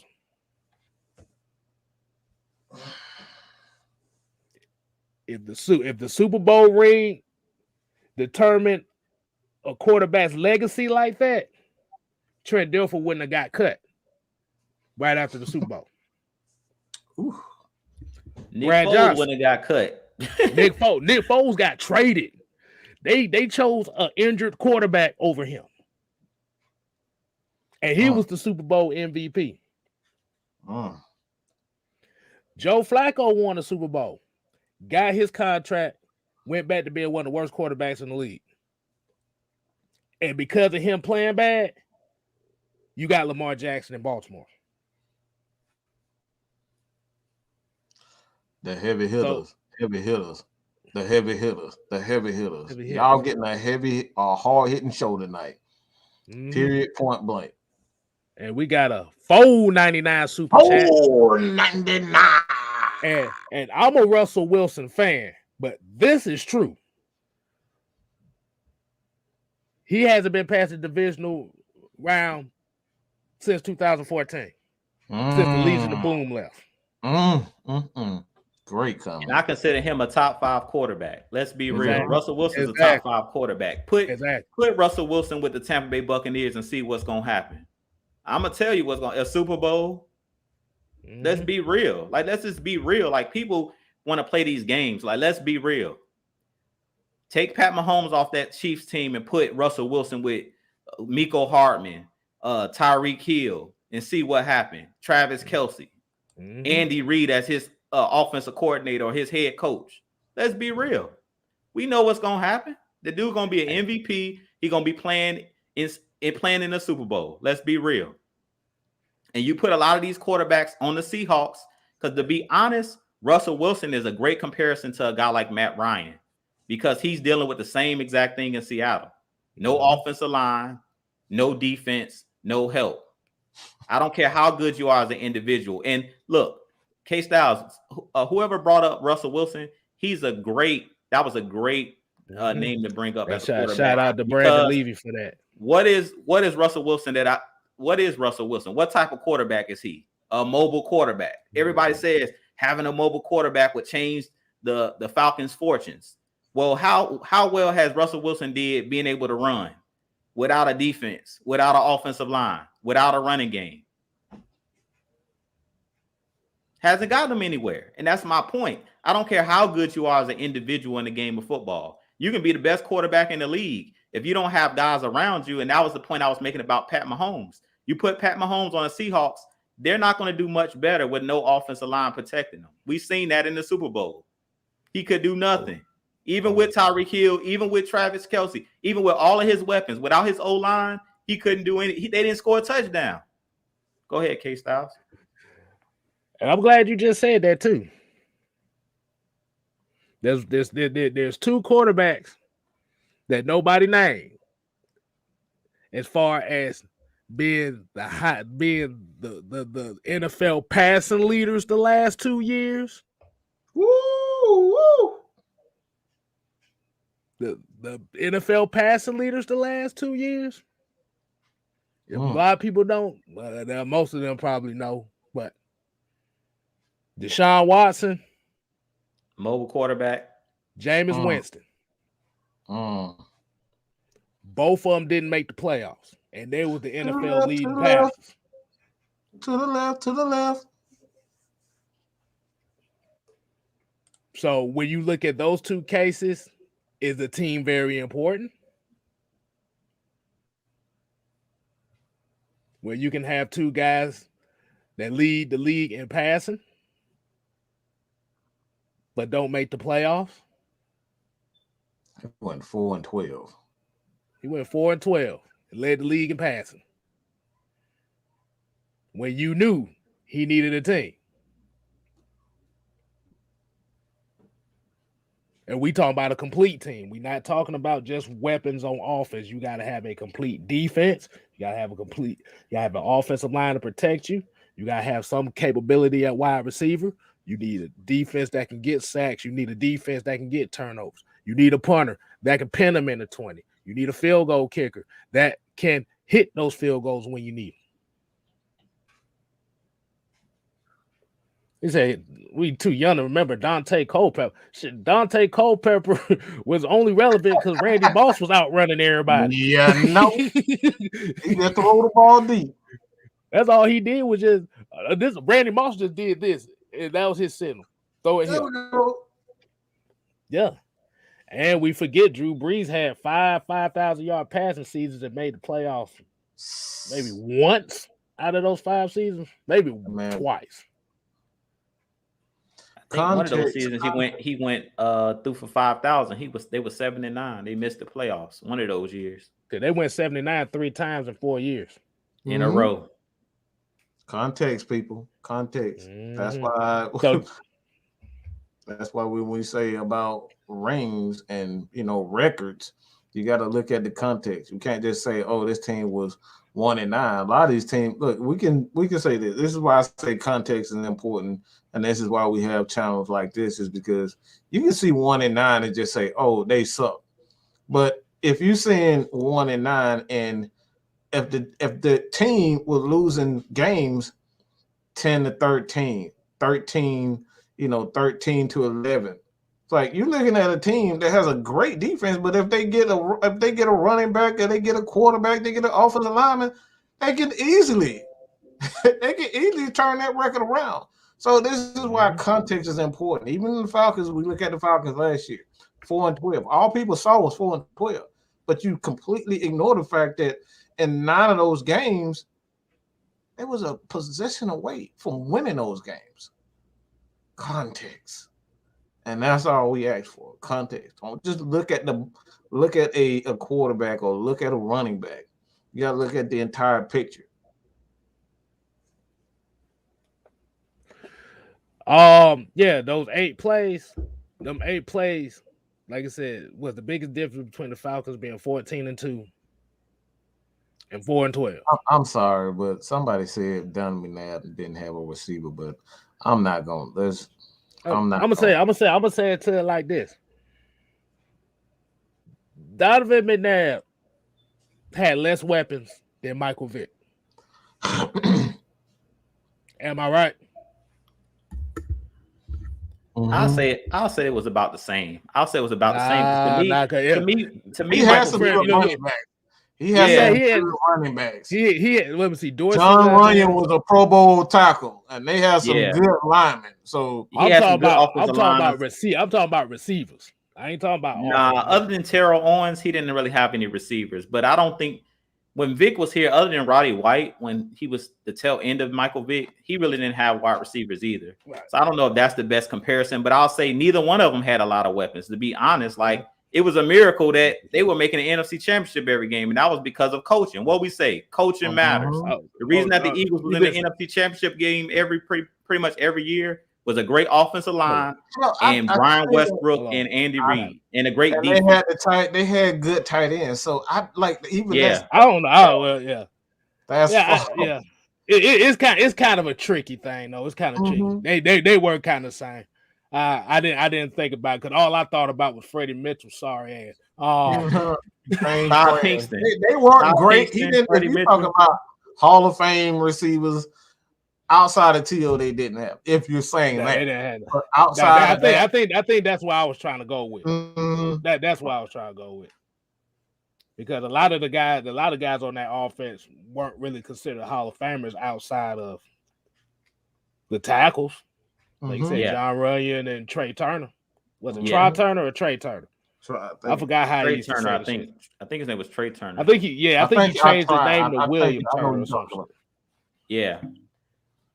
But the one thing that the Eagles did have over the Falcons was that goddamn defense. There you go. That defense. Brian Dawkins, Lito Shepherd, Sheldon Brown, Jeremiah Trotter, Javon Curse, Hugh Douglas, Corey Simon, Steve Spagnuolo. They had a loaded coaching staff. Michael Lewis, that defense was stacked. Trent Cole on the edge. Deuce. I forgot about Deuce. Man, they had Deuce Staley. Yeah. Hey, and then they had good corners as well. They had great corners as well on that team. Bobby Taylor. They had some players on that team. Lito Shepherd. They had a squad. Hey, who's the NFLPA president at the time? Not Bobby Taylor, but it was what the fuck his name is? His face is, I got his face I know right you're talking about. He was a corner as well on their team. I can't think of his name, but they had like 2 Pro Bowl corners on their team. You're talking about the fuck is I know who you're talking about. I can't think of his name right now. I can't think of his name, but and you forgetting about Jerome McDougal before he got hurt. Troy Vincent. Troy Vincent, yeah. But we got this $5 super chat by Man Cold TV says, hold on, you put Brady on the Falcons with all the weapons the Falcons have had since Matt Ryan got here. We win at least 2 or 3 chips. What you talking about? You keep talking about the offense. We still talking about defense, and we ain't had no defense. Exactly. We already had corner. Everybody keep talking about weapons. Everybody, he had Julio. He had Tony Gonzalez and right away. What about the offensive line? What about the defense? What about the special team? What about the coaching? Context, people. Context. That ain't fantasy football. This ain't gonna win you. But you gotta remember, even though he did have those weapons, he was still getting hit. Them offensive lines weren't great. They were great at running the ball. That's the one thing the Falcons have always had was a good offensive line that knew how to run block. Pass blocking was a whole nother thing. I completely agree with you, KStylzz. I mean, you can say maybe he wins 1 Super Bowl or maybe he gets to a Super Bowl, but winning a Super Bowl, every team that we've played had a better all-around team or a better defense. Like even if you go back to 2012, we played the San Francisco 49ers. That defense was legit. You got Patrick Willis. You got Navarro Bowman. You got Alden Smith on the edge. You see what I'm saying? You had guys, the safety that they had on their team. I think what was the safety that played? They had 2 good safeties on that San Francisco 49 team. I think one of them wore number 31. I can't think of his name. Oh, Dante Whitner.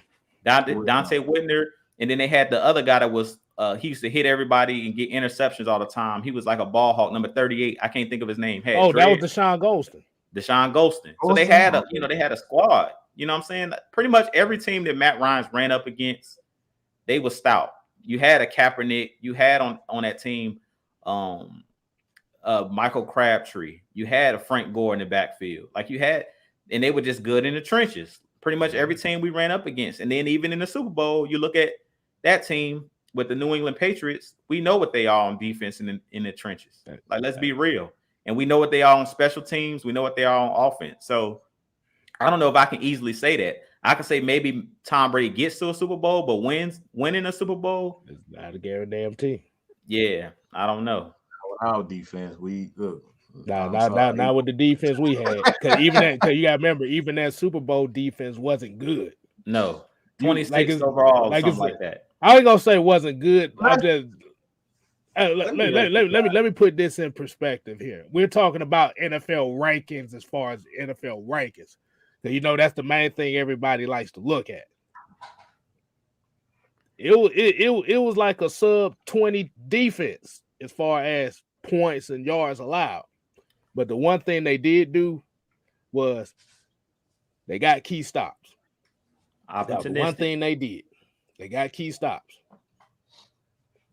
But when a lot of people talk about defenses, they're looking at, okay, they rank 20th or 5th or something in the defense department. You forget that Falcons defense was ranked 26th in the league. Let me ask you guys this. We've all seen Matt Ryan make a couple of mobile throws, and I don't think any throw that is more mobile and more accurate than that Super Bowl throw to Julio Jones. Do you guys really think Tom Brady in that position, in that same exact play that Matt Ryan, he evaded the contact, he ran, he escaped the pressure, no contact, and he threw. What you guys think Tom Brady gonna do in that instant? Let's be real. Yes, that I'm gonna tell you what's gonna happen. I'll tell you exactly what's gonna happen. If Tom Brady get touched, he going down. He gonna voluntarily go down. This is stuff we're talking about. These are the things people don't like to discuss.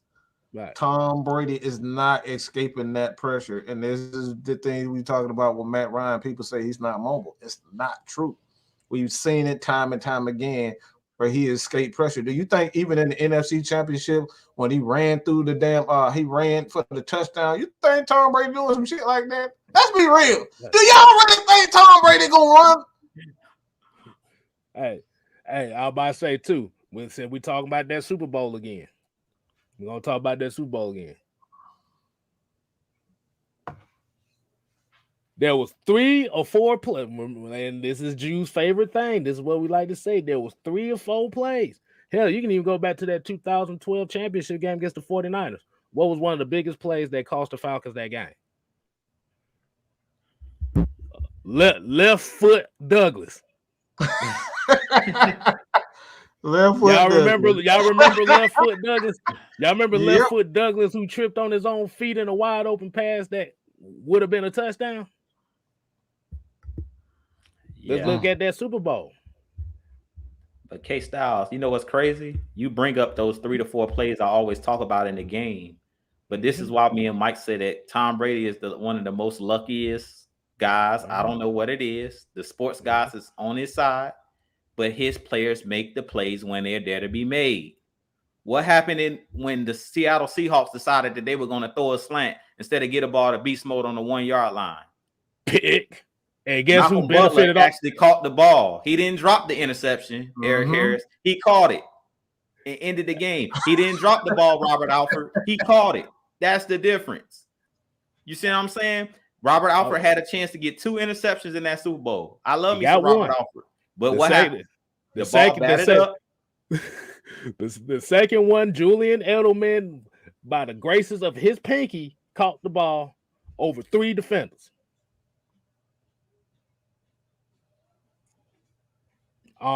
Let's talk about another play. When has the Patriots defense ever gave up 2 fourth down two-point conversions in less than 4 minutes that led to tying the game? Who missed the block that caused the fumble that changed the whole momentum of the game? Like I said, it's a lot of stuff that play into these games. Like I said, we can look at it and say, well, this is a quarterback. Like Manco here says, the quarterback matters. But if you don't have a complete team, it don't matter what that quarterback does if your team ain't complete. That's our point. That's what I was talking about saying. with Pat Mahomes. We talked about it. Like, I don't care how great you are as an individual. Mm-hmm. That means nothing. I've talked about it numerous. We flip it to basketball. We don't want to talk about football anymore. You look at Michael Jordan. Michael Jordan was the best player in the league, probably when he stepped foot in the league, to be real. Mm-hmm. But I'll say maybe 88 is when he was the best player in the league. He didn't win his first title until 91. It's a reason for that. The Pistons weren't better than him individually. One player on their team individually in the league that was better than Michael Jordan. But as a team, the Pistons were better than the Bulls until they got Scottie Pippen, until they got guys that could rise to the occasion with Michael Jordan. Being and we know in basketball, one individual player can do a lot more than in football. But even with Michael Jordan, as great as he was, he needed the guys around him. He needed guys to come along with him. And that's what Matt Ryan is missing. Let's be real. That's the reason why we talk about wide receivers not getting open. It's not to talk bad about Zacchaeus. It's not bad to talk bad about guys like Russell Gage, because to be honest, those guys are going toe-to-toe every week without their number one guy there. Without Calvin Ridley, those guys are stepping up and being that next man up. But we talk about these guys not getting open because Matt Ryan needs that to be able to win. I don't care how good Matt Ryan is by himself. If he don't have the teammates that he needs and he don't have the weapons around him, it's irrelevant. Doesn't matter. No. So the man, and this was actually one of the things I was gonna get to. Yeah, the Tuck rule made Brady starter, because if you looked at that game, nobody ever heard of the Tuck rule. They said the Tuck rule was a rule that was used back in the 40s. Nobody knew about. Tom Brady is the reason why you can't hit quarterbacks now. He got a knee injury. They said the NFL said you cannot touch a quarterback no more. Am I right? Exactly. Mm-hmm. So let's put all of that, when we talk about Tom Brady being the GOAT, next time we talk about Tom Brady being the GOAT, I want y'all to put it in the context, and let's talk about he had the Tuck rule that worked for him. He had the Seattle Seahawks that refused to run the ball on the goal line to win the game. You had the Falcons that could have ran the ball or kicked the field goal to put the game, to ice the game. You had Donald Trump to get a politician to bury the Spygate away. Y'all want to talk about that? Y'all want to talk about that? We had the Deflategate. We fired the guys that was putting the air in the football. Let's be real. Let's put all of, like, if we bring up all of them asterisks, let's be real. Is this man still the GOAT? That's at least 5 Super Bowls right there alone that got asterisks to it. That's my point. But we never bring that up. And that's why I say fans stay on the surface level. All we say is he the GOAT. He got 7 rings or 6 rings, however many rings he got. All we talk about is his rings. I've never heard the media say, oh, Tom Brady got 7 rings, but Spygate, but he was suspended because of the Deflategate. They don't ever bring up any of that. Oh, I'm glad you said that too. Because remember, Mike, remember the caller we had Friday. Remember, and if y'all didn't see the Friday Night Madness this past Friday, y'all go check that out. Because remember what the main thing the caller was saying. Matt Ryan was only relevant because of Matt Bryant.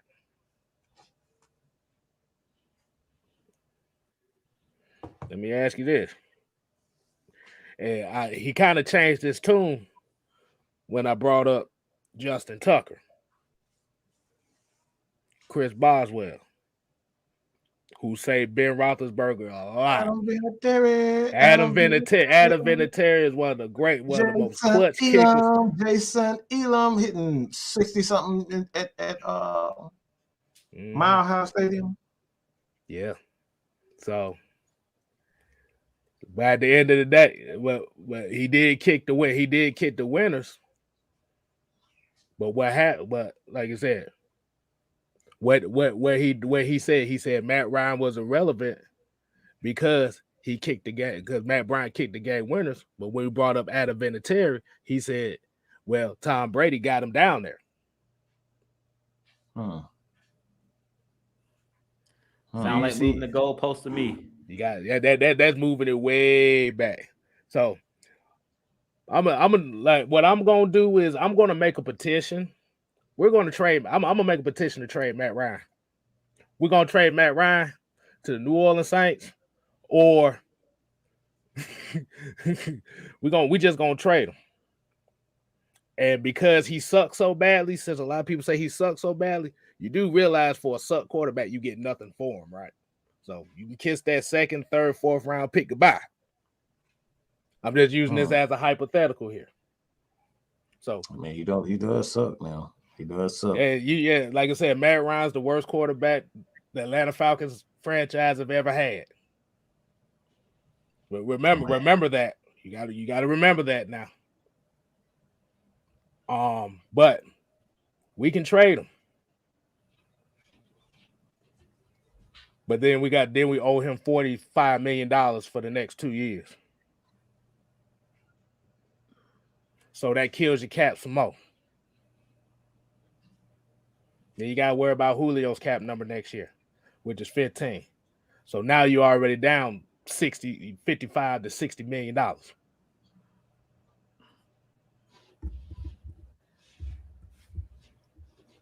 Hey.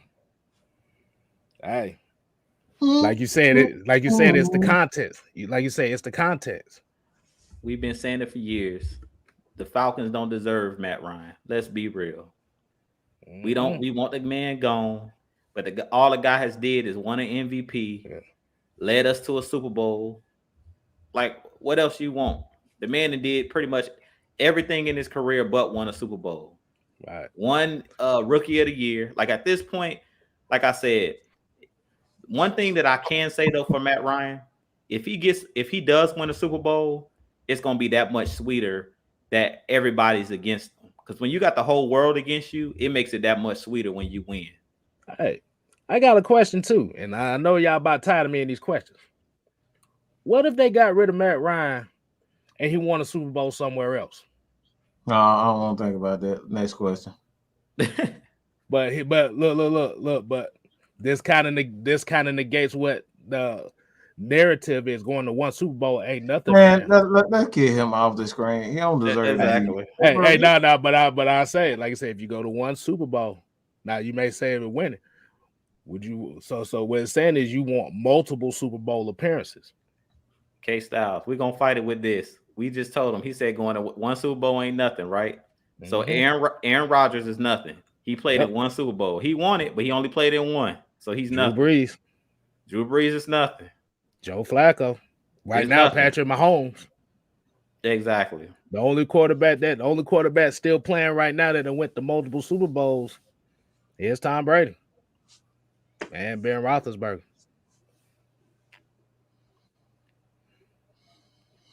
Hey, I say we might well go ahead and start winding it down. Yeah, because a man code might got a headache.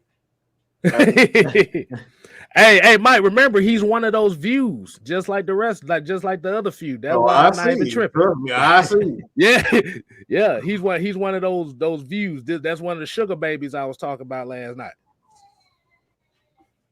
Before you shut it down, KStylzz, I want us to answer one question that I see in the chat here.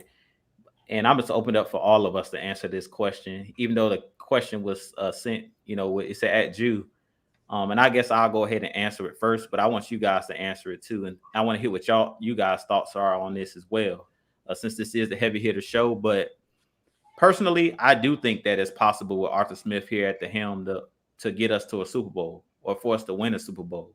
And that's the reason that I'm fighting so hard. Look, me and KStylzz said that this team is going to make the playoffs. Not Mike. Y'all stop getting mad at Mike. Me and KStylzz said this was a playoff team. Mm-hmm. And I'm sticking by that. And the reason that I'm sticking by that is we've seen the New York Giants as a wild card twice get to a Super Bowl and win a Super Bowl. I do think that it's possible with Arthur Smith here for this Falcons team to win a Super Bowl. Will that be this year? Probably not. But before Matt Ryan's career is over, I think Matt Ryan still has a good 3 years left in the tank. If they build this team the correct way, they build an offensive line, if they go out and draft a couple running backs, if they go out and build the trenches on the defensive side of the ball, I do think that this Falcons team can win a Super Bowl. I do think that Arthur Smith and Terry Fontenot are the right guys, because we see what they're trying to build. We see that they're trying to make this team a more physical team and get away from the finesse. We're going to win off of Matt Ryan's arm, throwing the ball 50 and 40 times a game. And they're trying to go back to the traditional, we're going to run the ball, we're going to be physical in the trenches. That's what they're trying to change this over to. We see with the New Orleans Saints, they're physical. Their front seven is physical. And it's been physical for the last decade. That's the reason they got a Super Bowl. It's a reason why Bounty Gate existed. They were physical. They tried to literally injure Brett Favre in that NFC Championship game. If that ain't physical, I don't know what is. Mm-hmm. So I definitely think that we have the right guys at the helm, and I do think that Arthur Smith can win a Super Bowl with Matt Ryan, and it doesn't have to be off of the arm of Matt Ryan, and that's what I think people are missing. Mm-hmm. I'm watching Mac Jones right now for the Patriots as a rookie. They're the number 1 seed in the AFC right now with a rookie quarterback. And the reason is because what KStylzz said in the last previous shows and what Mike said on the previous show that they did when they were talking about quarterbacks. If you build the trenches, you build from the inside out, you can win. You don't need a great quarterback to win a Super Bowl. And that's why we bring up Nick Foles. We bring up Brad Johnson. We bring up Trent Dilfer. You don't need a great quarterback. You just need a great team. You need a great team to win, not a great quarterback. You need a great team, a good coaching staff, good players on all levels, defense, special teams, offense. And Matt Ryan is above average quarterback. To me, Matt Ryan is an elite quarterback. But if you guys want to say at this point he's declining, okay, Matt Ryan is above average quarterback. He's better than most quarterbacks in the league. You can't name 10 quarterbacks or 15 quarterbacks in the league right now that's better than Matt Ryan. So you can win a quarterback. If Nick Foles can win a Super Bowl, Matt Ryan can win a Super Bowl. Trust me. So we just need to build a team around Matt Ryan. That's what we really need to do, is build the trenches on both sides of the ball that'll protect Matt Ryan, run the football, and we can win. We've seen it done with John Elway late in his career, with Terrell Davis, and with a solid defense. If he can win a Super Bowl in his late 30s, Matt Ryan can win a Super Bowl in his late 30s. And I'll leave it at that. I'm gonna kind of use a comparison like this. I don't know if anybody's familiar with history as far as certain figures and stuff like that. I kind of look at this as kind of like the Sengoku Jidai period. Yeah, you just saying. Yeah, basically the three unifiers of Japan. Oh, this you had I'm finna go there. But the thing about it, this is what we're saying as far as laying down the foundation. You got Oda Nobunaga, who was the one main unifier. He laid the foundation for the other two to take over. Instead of looking at this as an opportunity of laying a foundation to build an empire. And to be honest with you, I don't think a lot of people are really ready for that rebuild. Mm-hmm. Because like I said, just by seeing how folks are reacting to this team right now, I don't think these people are really ready for a rebuild. They not. Because what's going to end up happening is, because when a rebuild comes, expect another at least 2 or 3 losing seasons. They not ready. Like I said, Oda Nobunaga laid the foundation. You had Toyotomi Hideyoshi, who came in and built off that.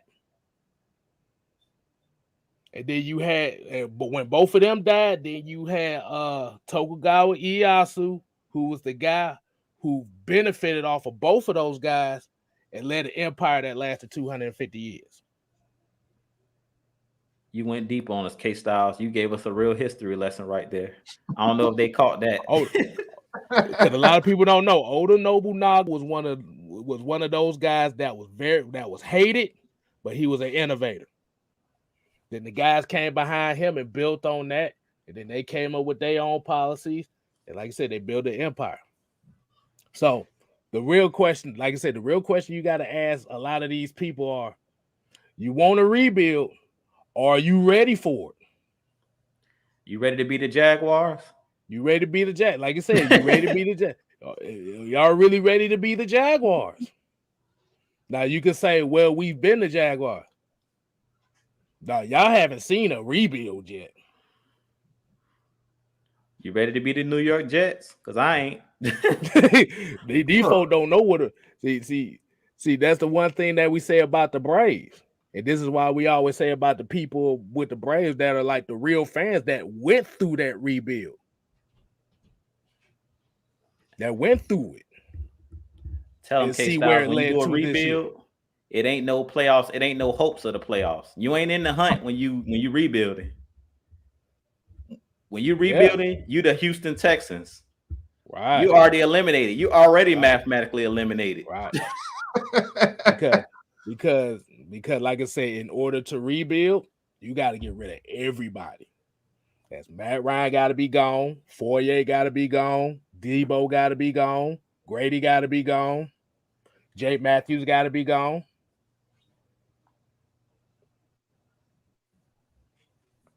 So, like I said, you be losing with Matt Ryan right now. But are you really ready for the rebuild? Because some of y'all asses ain't got that much patience with this team right now as it is. Tell them you could be in the hunt, or you can be saying 1, 2, 3 Cancun. Let's get ready for the off season. Because this one thing I will say before we wrap it up. It'd be funny as hell to see what happens if the Falcons make the playoffs this year. I think a lot of people will be pissed off, bro. I ain't gonna tell you no lie. I think a lot of people gonna be mad as hell if they make the playoffs this year. And if that happens, I will be laughing at everybody. Yeah, buddy. I'm laughing at everybody. And then if this team make the playoffs, I want to see what Kurt Warner got to say then. That's all I got. That's all I gotta say. The next thing will be he ain't gonna win a Super Bowl though. Hey, but you gotta remember, with him, the main thing is getting to the playoffs with him. Because since we ain't made it in 3 years, Right. ain't like we ain't made it in 20 years. Would you rather miss the playoffs for 3 years or miss it for 20 years? I'm just gonna ask you. And like I said, you can put yes or no's in the chats before we get off. Would you have had a team that missed the playoffs for 3 years or 20 years?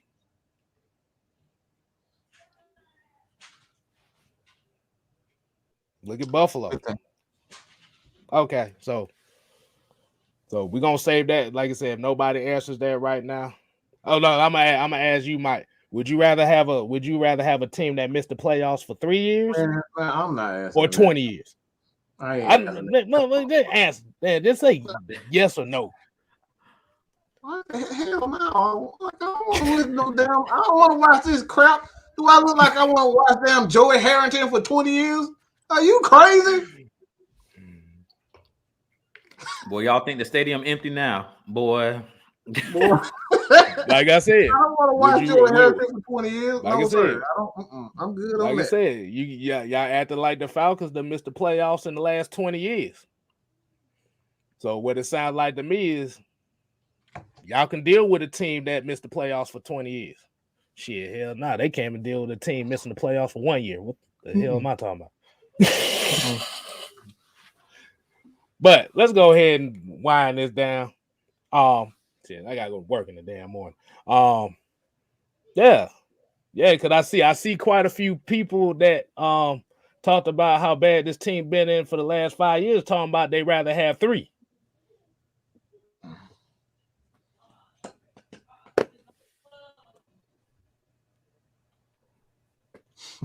But let's go ahead and wind it down.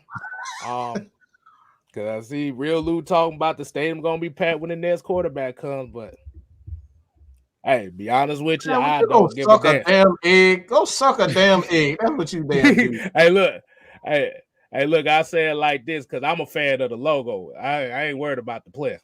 Y'all may be fans of the player. Worried about a quarterback. We up here worried about the team getting better. We worry about a team getting better. If the quarterback is the only thing that makes the team better, with limited parts, I feel sorry for y'all, boy. Y'all gonna get that quarterback killed. But we're gonna go ahead and wind it down for the night. Man, boy, we had another show. Boy, these shows starting to get longer now, boy. About 2 hours, 14 minutes on there. And I done told y'all about that heavy hitters, boy. oh, we coming. Look, That man here, that boy obsessed. Boy, you need a damn what like what's wrong with you? I mean, you gotta remember. Hey, Mike, remember what we saw yesterday? Yeah, I see. Like, you need Jesus. You need hallelujah, Lord. You need hands on you. You need an exorcism.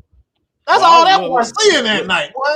He like damn, like you said that dude. What, oh, he's seeing it now, like that's all he seeing. That boy obsessed that night.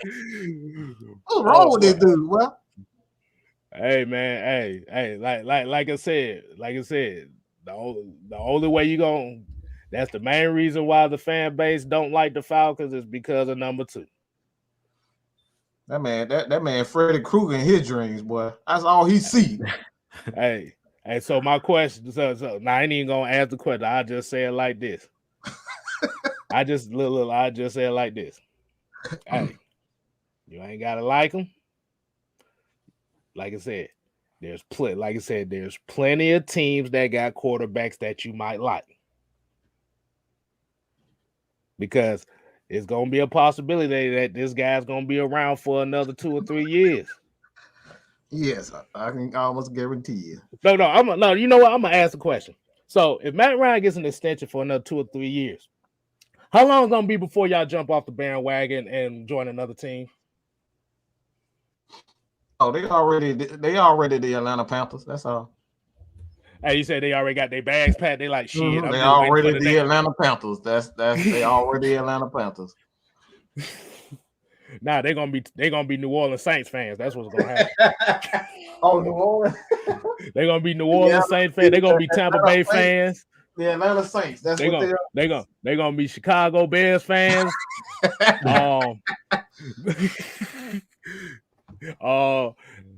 They're gonna have one of them jerseys. They're gonna be Chicago Bears on this side. Hey, look, the front of the jersey gonna have Tom Brady on this side, Justin Fields on this side, and the back of the jersey is gonna have Jameis Winston, and then it's gonna have Matt Jones, and then they're gonna throw Lamar Jackson right here on the side. They're gonna have the only jersey that has like the number right here on the side, right here. Oh man. We're gonna call it look, they're gonna be the New Orleans Buccaneer Bears.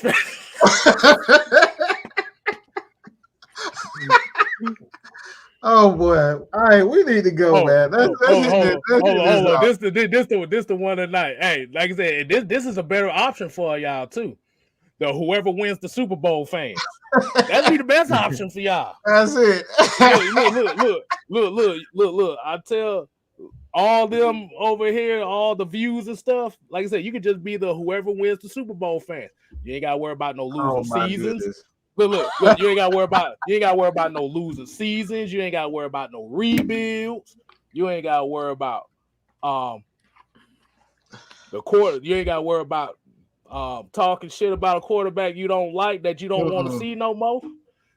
You just be a fan of the team that wins the Super Bowl. That's the easiest way to do it. The Green Bay. I'm gonna advocate for that. I'm advocating that for all of them. Oh my God! Like I said, G. Lou, Stone Decatur, Alexander. I see y'all in there. Y'all said y'all could be fans of the team that win the Super Bowl. The Green England Sea. Like I said, y'all, and that's just a little bit of y'all. I ain't seen the rest of y'all, but yeah, like I said, you ain't gotta worry about no rebuild. You ain't gotta worry about Matt Ryan no more. You ain't gotta worry about the Falcons and their fan base and empty stadiums. Because if you a fan of a team that wins Super Bowl, the stadiums is always filled. We done started something now. Oh, hey, you know how we do over here. We always start something. Adrian Green said that the New Orleans Falcons. Tony Hawk came with the Pittsburgh Titans. The Los Angeles Jets. Hey, look at all these teams you can be proud of. Oh my god. The New England Buccaneers.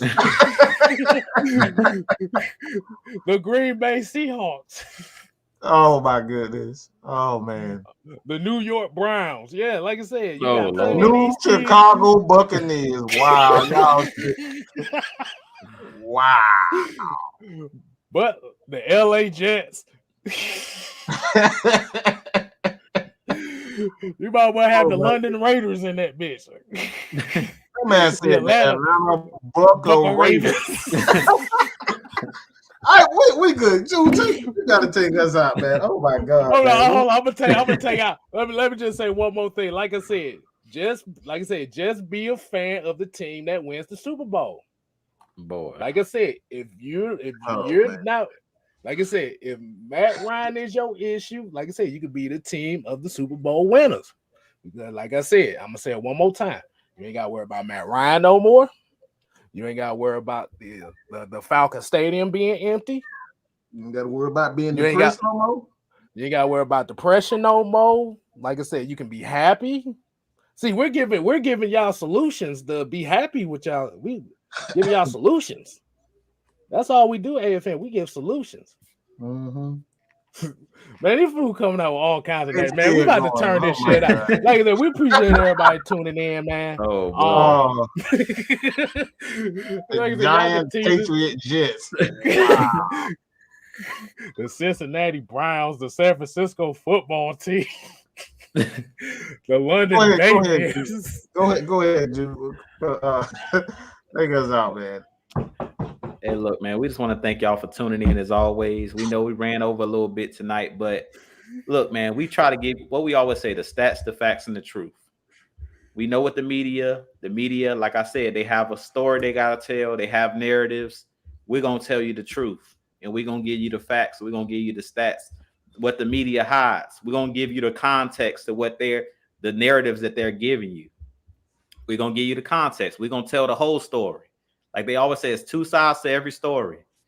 Look, we're going to give y'all the full story.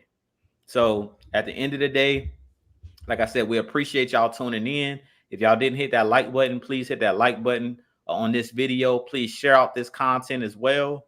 Make sure y'all hit the subscribe button on all of our channels. Mad Mike Sports, Atlanta Falcons Nation, Jew Talk Sports, 6-Man KStylzz, like Twisted Torch TV. Y'all make sure y'all check everybody out. All of the shows throughout the week. Y'all tune in. Everybody, Mondays. you can access everybody's channel on the website. Everybody has a turn up on the website. You go to AtlantaFalconsNation.com so you can access everybody's channel and subscribe from there. Like if you don't want to search it, go to AtlantaFalconsNation.com. Everybody has a tab so you can, check out not only the content. We still updating the site so we can put everybody's content up there, but check out Atlanta Falcons Nation. Oh my God. One-stop shop is what he's saying. Go to AtlantaFalconsNation.com so you don't have to go to everybody's individual channel, do YouTube or search it. It's all day on AtlantaFalconsNation.com. So definitely make sure y'all go over to AtlantaFalconsNation.com. But with that being said, I don't know if KStylzz, you had anything else for the night that you wanted to tackle real quick. Oh, like I said, we just appreciate everybody tuning in. We had a little fun at the end. Goddamn, we've been on 2 hours. Hell, we had to leave with a laugh or something. But like I said, I want to especially thank the views for tuning in tonight. I especially love the views. That we need more of y'all to come in. We not go. Like I said, if you haven't been watching the last few episodes, I'm not explaining what the views are, but we appreciate the views coming in. The sugar babies coming in. We appreciate those. And thank everybody. And like I said, I want to thank the chat as well for helping these views and sugar babies come up with solutions to help them with their anxiety when it comes to the Falcons. They've been giving suggestions, and we're very helpful over here at AFN. But like I said, y'all make sure y'all tune in AFN tomorrow. You're going to have your boy Noah doing the damn thing. Yes, sir. Like I said, AFN is not about agreeing or disagreeing. It's just about coming, but for real, it's just about coming to an understanding on certain things and what can we look at from a fan's perspective, rather it be you disagree, agree with us, or disagree. The main thing we just ask is don't disrespect nobody. Mm-hmm. And like I said, for those that disagree with us, when we, like I said, when there's an opportunity for you to hop on and speak your piece, please do so. Don't type with keyboard 5 fingers of flame and shit. Mike, you the dumbest man in the world. I can't believe you said that.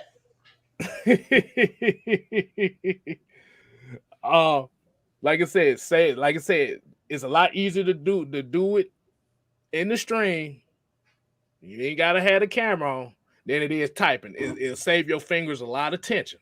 I'm just saying. Yep. But as we say here at AFN, we ain't here to play. We here to stay. You ain't got to go home. But you gotta get the hell up out of here. Thank you to the views. Thank you to the sugar babies. Thank you to the gold diggers. We definitely appreciate y'all tuning in with us tonight as well. And let me go ahead and highlight this before we get off. Miss Maggie T said, hit the Cash App at $ Atlanta Falcons Nation. Every dollar helps to bring the best content we can for y'all to come in and chop it up with us. Mm-hmm. And then make sure y'all enjoy it. But deuces.